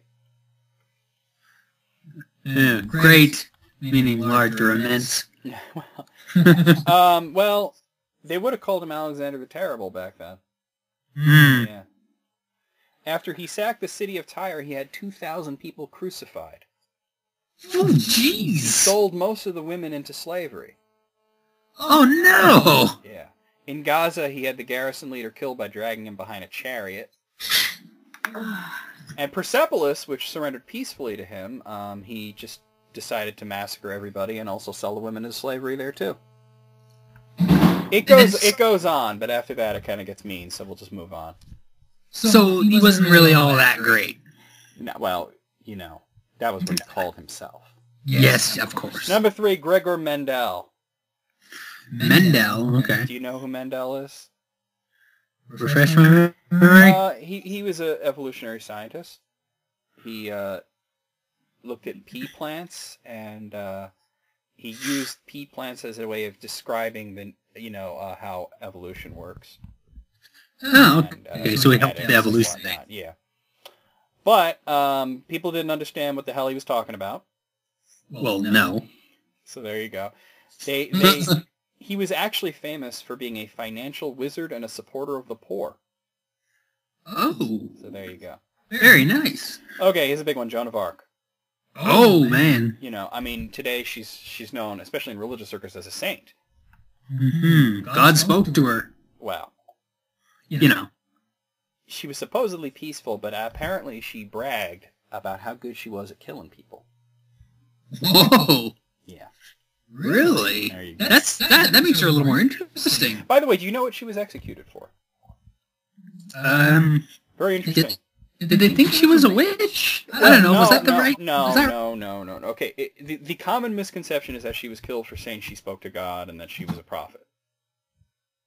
Oh, She was okay. actually not found guilty of that. She was found guilty of cross-dressing. Real? Why? Did she wear like male armor or Yes. something like that? Yes. Okay. Yes, when she led troops, she wore a mail armor. What a stupid thing to be executed for. Well, this was back in like what, the 14th century we're talking about here, or even earlier. I mean, yeah, but I mean, come on. People didn't know what the fuck was going on. All right, Al Capone is the last one. Okay. Yeah, the big time bootlegger and mobster. Yeah, he actually was not as violent as he wanted people to think he was. He had a better grasp at public relations than you'd expect. After the collapse of the stock market in 1929, he donated clothes and other goods to the impoverished and opened soup kitchens in Chicago. Get out of town. Well, No way. it made him well-liked, and the community was like a shield for him because everybody loved him. Like, don't send him to jail. He did all these things. Yeah, exactly. You know. So there you go, Al Capone. He also had syphilis, by the way. That's not listed here, but he did have syphilis. Isn't that how he died? Yeah. So there you Yeah. go. Eventually he died of syphilis. Out of 10, I'll say, yeah, as educational, as a 10. We got to do something goofy next, though. Mm-hmm. I did like that. 10, definitely 10.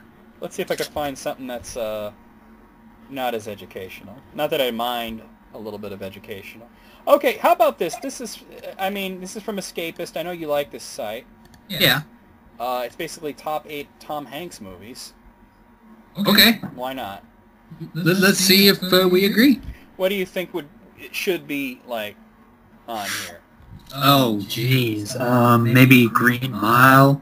Green Mile. You know, I like Castaway a lot. That was a really good one. Yeah, I thought it was pretty good. Yeah. Maybe Forrest Gump will be on there. It was pretty good. Yeah. Okay, well, the first one is Splash, so that's not exactly a good way to start. I thought it was funny when I originally watched it. I think they might be going in order of, like, when the movies came out, because that was, like, one of his first roles. Yeah, or The Money Pit. So the second one is Volunteers. So, yeah, they're going in order of release here. I don't think anybody saw Volunteers. Volunteers? I don't even know about that one. Yeah. Then Dragnet. He did that with Dan Aykroyd. That was based on the TV show? Yeah. Yeah, I didn't know about that one either, honestly. Then there was The Burbs. Okay, I saw that. I thought it was I didn't pretty see good. The Burbs, no. I thought it was funny. Okay. And then we had Forrest Gump. There you go. Lieutenant Dan, you got new legs. Saving Private Ryan, that was great. That was just fantastic. really good movie. Grizzly, though. Oh, wow, that's war for you. Road to Perdition, underrated, very good. I haven't seen it, but I wanted to see it when it came out. And then the last one on here is the Da Vinci Code. I fuck the Da Vinci Code. I would have rather had Castaway on there. That was a really good movie. Or The Terminal was a good one that he was in. No Green Mile, though. No Green Mile, no Terminal, no Castaway. Out of 8, I'm going to say 4 on that one. That didn't do it for me, really. I don't know. A couple of those I don't even know. 3 out of 8. There you go. Okay, Not let's see. that goofy. All right, let's do one more. We've been going for a while, and this last one's a big one. This is from the Anime Fans, and it's the top 100 list. Oh, boy. Okay. Top 100 Simpsons quotes. Ooh, yes. That sounds fun. Yes, that is a fun way to end. Okay, so the Anime Fans sent me this. Let's bring it up. It's from BuzzFeed. Okay, good. BuzzFeed, everybody's favorite clickbait website. Yes. All right, so 100 best classic Simpsons quotes. Number 100, and this is the snack holder where I can put my beverage, or if you will, cupcake. Number 99, my eyes! The goggles do nothing! Love it. Number 98, look, just give me some inner peace or I'll mop the floor with you. Oh, I'm going to be laughing at every one of these. Number 97, which one of you is the mailman? Oh, is that man? That was talking to the dog and the cat there. No, Oh, no, that was Grandpa. That was Grandpa, yeah. Number 96. All our founding fathers, astronauts, and World Series heroes have either been drunk or on cocaine. Oh, my God. Number 95. Donuts. I told you I don't like ethnic food. Steph got a chuckle out of that one. Number 94. Yeah, I'm lucky if I can find half an hour a week in which to get funky. Aww. Number 93. Alf Pogs. Remember Alf? He's back in Pog form. That's a weird quote to pull. It was funny, though. Number 92. I don't want to look like a weirdo. I'll just go with the moo-moo. Oh, when he was getting Yeah, big. he was really fat. Yeah. Number 91. You go through life, you try to be nice to people, you struggle to resist the urge to punch them in the face, and for what? Number 90. Don't make me run, I'm full of chocolate. Oh, Uter. Uter, yeah. Yeah. Number 89. Ooh, lovely desk. It would be too bad if someone, oh, I don't know, didn't use a coaster. Okay. Number 88. Cows don't look like cows on film. You gotta use horses. What the hell? When they were painting horses. Oh, yeah, Number yeah. 87. So I basically met one nice French person. When Bart went to France. Oh, okay. Number 86. There's something about flying a kite at night that's so unwholesome. Oh, hello, mother. Hello, mother. Yeah. Yeah. Number 85. Hello, Simpson. I'm riding the bus today because Mother hid my car keys to punish me for talking to a woman on the phone. She was right to do it. Is that, Principal Skinner? Skinner! Number 84. You don't make friends with salad. You don't make friends with salad. Ah, I love Me and it. Joe do that all the time. Yeah. Basically, anytime anybody mentions salad, we do that. You don't make friends with salad. Number 83. Oh, yes, sitting. The great leveler. Number 82. Oh, wow, I've wasted my life. Is that Otto? That was Otto, yeah. Yeah. Number 81. Slow down, sir. You're going to give yourself skin failure. Did you go to upstairs medical school? Hollywood Upstairs Medical School. Hollywood upstairs medical school. Number 80. My pudding is trapped forever. Oh. What was the context of Where that one? the little ring came off of it. Oh, the pudding ring, yeah. Number 79. Yeah, stuff sucks. Oh, Lisa? It was Lisa's friend when she tried Or, to act yeah. all cool, yeah. Number Well, 78. You know, Fox turned into a hardcore sex channel so gradually I didn't even notice. I'm sorry I'm not doing the Marge voice. It actually, it hurts to do, so. Yeah, they took a lot I'll of do it that one Fox. time. You know, Fox turned into a hardcore sex channel so gradually I didn't even notice. It hurts to do. Yeah. Okay. Number 77. Slow down. The sidewalk's for regular walking, not for fancy walking. What is that dude's name? The old guy. Jasper. Jasper. Beardley, yeah. Number 76. In this house, we obey the laws of thermodynamics. Number 75. Do you know the multiplication tables? Long division? I know of them. I know of them. I thought a better quote was when he had some, do you don't know cursive? Well, I know hell and damn and... Number 74. Yellow. You'll have to speak up. I'm wearing a towel. Oh, God. Oh, man. Number 73. Isn't it nice we hate the same things? Who was he talking to? That was Patty. Oh. Principal Skinner and Patty there. Yeah, Number 72. If you really wanted us to be neater, you'd serve us all out of one long bowl. You're talking about a trough. We're not going to eat from a trough. Number 71. 6 simple words. I'm not gay, but I'll learn. Number 70. I live in a single room above a bowling alley and below another bowling alley. Aw. That's rough. Yeah. Number 69. Your ideas are intriguing to me and I wish to subscribe to your newsletter. I've said that before. I've said that too, yeah. Number 68. What do you think, Smithers? I think women and semen don't mix. I laugh every time I hear that. Oh, boy, oh, boy, oh, boy. Number 67. 4:30 in the morning. There's a 4:30 in the morning now?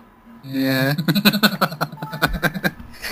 A line that was blatantly stolen by Family Guy. Oh, yeah? Number 66. Dad, are you listening to me? Lisa, the dog is barking. Oh, yeah. Or. Number 65. These are my only friends. Grown-up nerds like Gore Vidal. And even he's kissed more boys than I ever will. Girls, Lisa. Boys kiss girl, yeah. Number 64. All I'm going to use this bed for is sleeping, eating, and maybe building a little fort. A little fort, yeah! Number 63. The most rewarding part was when he gave me my money. Number 62. Yeah, call this an unfair generalization if you must, but old people are no good at everything. Number 61. Ralph, Jesus did not have wheels. Oh, he drew a picture of Jesus with wheels. Yeah, you didn't get to see the drawing. Yeah. Number 60. In theory, communism works. In theory. In theory. Number 59. Oh, wow, Windows. I don't think I can afford this place. Oh, shit. Number 58. Oh my god, oh my god, oh my god, oh my god, I danced with a gay! With a gay. Number 57. If a cow ever got the chance, he'd eat you and everyone you care about. Well, sorry, what was that? Cut out. If a cow ever got the chance, he'd eat you and everyone you care about. No. Yeah. Number 56. Remember the time he ate my goldfish and you lied and said I never had a goldfish? Then why did I have the bowl, Bart? Why did I have the bowl? Yeah. Number 55. Shoplifting is a victimless crime, like punching someone in the dark. That was, what's his name? Nelson. That was Nelson? I thought it was the tall one. Jimbo was standing next to him, but it was Nelson that actually said it. Oh, okay. She could have 4-finger discount. Yeah. Number 54. Shut up, brain. I got friends now. I don't need you anymore. A lot of Homer in this list, obviously. That was Lisa. Wait, what? Really? Lisa. Yeah. Oh, okay. Number 53. I hope you understand I'm too tense to pretend I like you. Number 52. If you don't learn Roman numerals, you won't know when movies were copyrighted. Oh, Miss Krabappel. Yeah. Number 51. There's nothing more exciting than science. You get all the fun of sitting still, being quiet, writing down numbers, paying attention. Science has it all. Fascinating. Yeah. Number 50. Can't we have one meeting that doesn't end with us digging up a corpse? Oh, Quimby there, yeah. Number 49. Be creative. Instead of making sandwiches with bread, use Pop-Tarts. Instead of chewing gum, chew bacon. Number 48. I moved here from Canada and they think I'm slow, eh? Yeah. That one hurts. Well, y'all do talk weird. Number 47. Y'all do.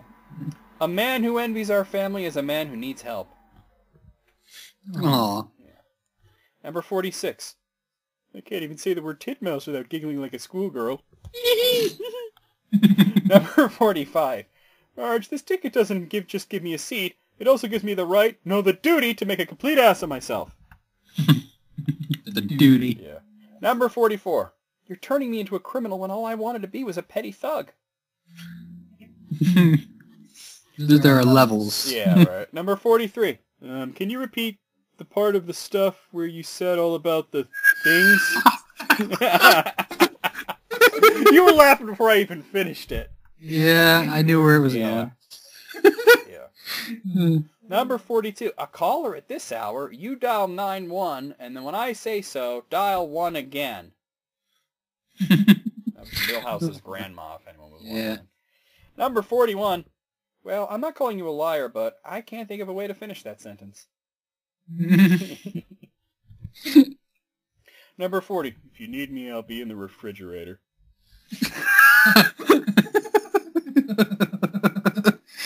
That's good. Number 39. Nothing you say can upset us. We're the MTV generation. Really? What's it like?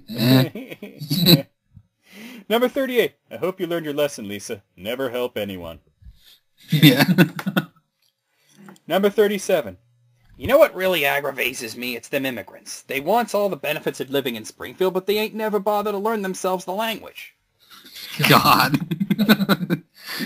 Number 36. Why are you people avoiding me? Does my withered face remind you of the grim specter of death? Death? Yeah. Number 35. What's the point of going out? We're just going to wind up back here anyway. Oh, man. The simplicity. Number 34. I used to be with it, but then they changed what it was. Now what I'm with isn't it, and what it is seems weird and scary to me. It doesn't have the next part. It'll happen to you. Yeah. Yeah. Number 33. Are you hyperventilating? No, I just like to smell my lunch. Weird. Number 32. Well, it doesn't matter how you live or what you did wrong. As long as you're on TV, people will respect you. That's a sad truth. It is sad, true, yeah. Number 31. Now we can never say only straight people have been in this house. Okay. Number 30. Last night's Itchy and Scratchy was, without a doubt, the worst episode ever. Rest assured that I was on the internet within minutes, registering my disgust throughout the world. Comic book guy's got a lot of good things to say. You know, I had a good moment where I was at work. It wasn't this job, it was years ago, and this woman comes in and she's like, I'm having a psychotic episode. And I go, worst episode ever. Ah! Yeah, a lot of people laughed. It was good. Number 29. Homer, is this the way you pictured married life? Yeah, pretty much, except we drove around in a van solving mysteries. It would make it better. Number 28. Take 'em away, boys. Hey, I'm the chief here. Take 'em away, toys. Ah. Just do what the kid says. Number 27. The reason we have elected officials is so we don't have to think all the time. There's a lot of people that think like that. Number 26. There goes the last lingering thread of my heterosexuality. What was the context of that one again? That was Patty. I think she saw Homer's butt or something like that. Oh, yeah. That was years before she officially came out, too. Ah, That was, at least that was season 4, dude. Wow. Number 25. Oh my god, the dead have risen and they're voting Republican. No. Sideshow Bob was cheating on the election. Yeah. Number 24. It's a boy. And what a boy! That's the umbilical cord. It's a girl. Oh. Number 23. Aim so low, no one will even care if you succeed. Oh, that's depressing. Number 22. Oh man, you kissed a girl? That is so gay. That was Dolph. He cracks me up. Yeah. Number 21. Television, teacher, mother, secret lover. Secret lover. Number 20.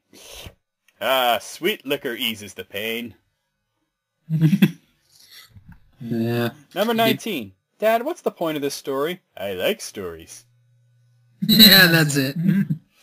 Number 18. For once, maybe someone will call me sir without adding you're making a scene. Oh, Homer, poor you. Number 17. Is this how you imagine life, Edna? Well, yes. But then I was a very depressed child. Oh, jeez. Oh. Number 16. Oh, I like it better when they're making fun of people who aren't me. Aw. A lot of sad ones here. Number 15. Well, it's 1 a.m. Better go home and... Well, it's 1 a.m. Better go home and spend some time with the kids. Gotta get your time there. Number 14. In the area under do not write this in this space, he wrote, okay. Yeah. Number 13. I have misplaced my pants. Said very defiantly. Yeah, he was wearing like a shopping bag or something. Yes. Number 12. But my mom says I'm cool. Oh, Millhouse the uncool. Number 11. Boy, everyone is stupid except me. Oh, that's when he didn't go to church. Yep. Number 10. Making teenagers depressed is like shooting fish in a barrel. Very true. Yeah. Number 9. When she sees you'll do everything she says, she's bound to respect you. Yeah. Number 8. Oh boy, sleep! That's where I'm a Viking! I'm surprised that's the first Ralph quote on here. Yeah. Well, actually, no, it's the second one. There was that other, the other one. Number 7. We started out like Romeo and Juliet, but it ended up in tragedy. Number 6. It takes two to lie, one to listen. Yeah. Number 5, just because I don't care doesn't mean I don't understand. Oh, how mean. Number 4, kids can be so cruel. We can? Thanks, Mom. Thanks, Mom. Number 3, me fail English? That's impossible. Yeah. Number 2, you know what? I'm a white male age 18 to 49. Everyone listens to me no matter how dumb my suggestions are. Nuts and gum together at last. And number 1, kids, you tried your best and you failed miserably. The lesson is never try. Never try. Oh, man. Oh, Yeah. man. Okay, so that's it. I had to say, you know what? The one that I'm disappointed is not on here. Which one? 2 alcohol, the cause and the solution to all of life's problems. I was thinking that too, Yeah, that should actually. have been on there somewhere. Or just many of Ralph's quotes. Go banana! Yeah. Or yeah, everything's coming up I Millhouse. hate every chimp I see, from chimpanzee to chimpanzee. Jeez. I wish they would make a Planet of the Apes musical. I would go see that. Based on the Simpsons routine. Yes! It has to be that. By the way, do you know they announced the 3rd reboot movie? Really? War of the Planet of the Apes. Oh, shit. Yeah, so it's going down. All right, out of 100, I had to say, you know what? You could say this one's missing, that one's... It's hard to pick just 100 quotes from the Simpsons. Yeah. It's hard. 89, I'm going to say. I'm going to go... I'm going to say 85. 85. It's a fair score. 85. There's a lot that could have been on here, a lot of others that could have been thrown off. Yeah, but like I said, it's hard to just pick 100. Yeah, it'd have to be like a top... Well, oh god, I can't even think, you know. Top 1,000, top Pray for 2,000. Mojo. Yeah. Save me, Jeebus. I don't know. You know what I like is... I'm not normally a religious man, but if you're up there, save me, Superman. Yes. All right, that'll be the show. I'll see you guys next month for List Critics and List Critics 2. That's the one I'm on. It is. I'm on that one. Yeah. Now my voice hurts. That's the sucky thing. Oh, yeah. Yeah, after all that. Motormouth this time. The Homer voice and, Yeah. The Millhouse voice hurts too, so. Yeah. Anyway, yep, that'll be the show.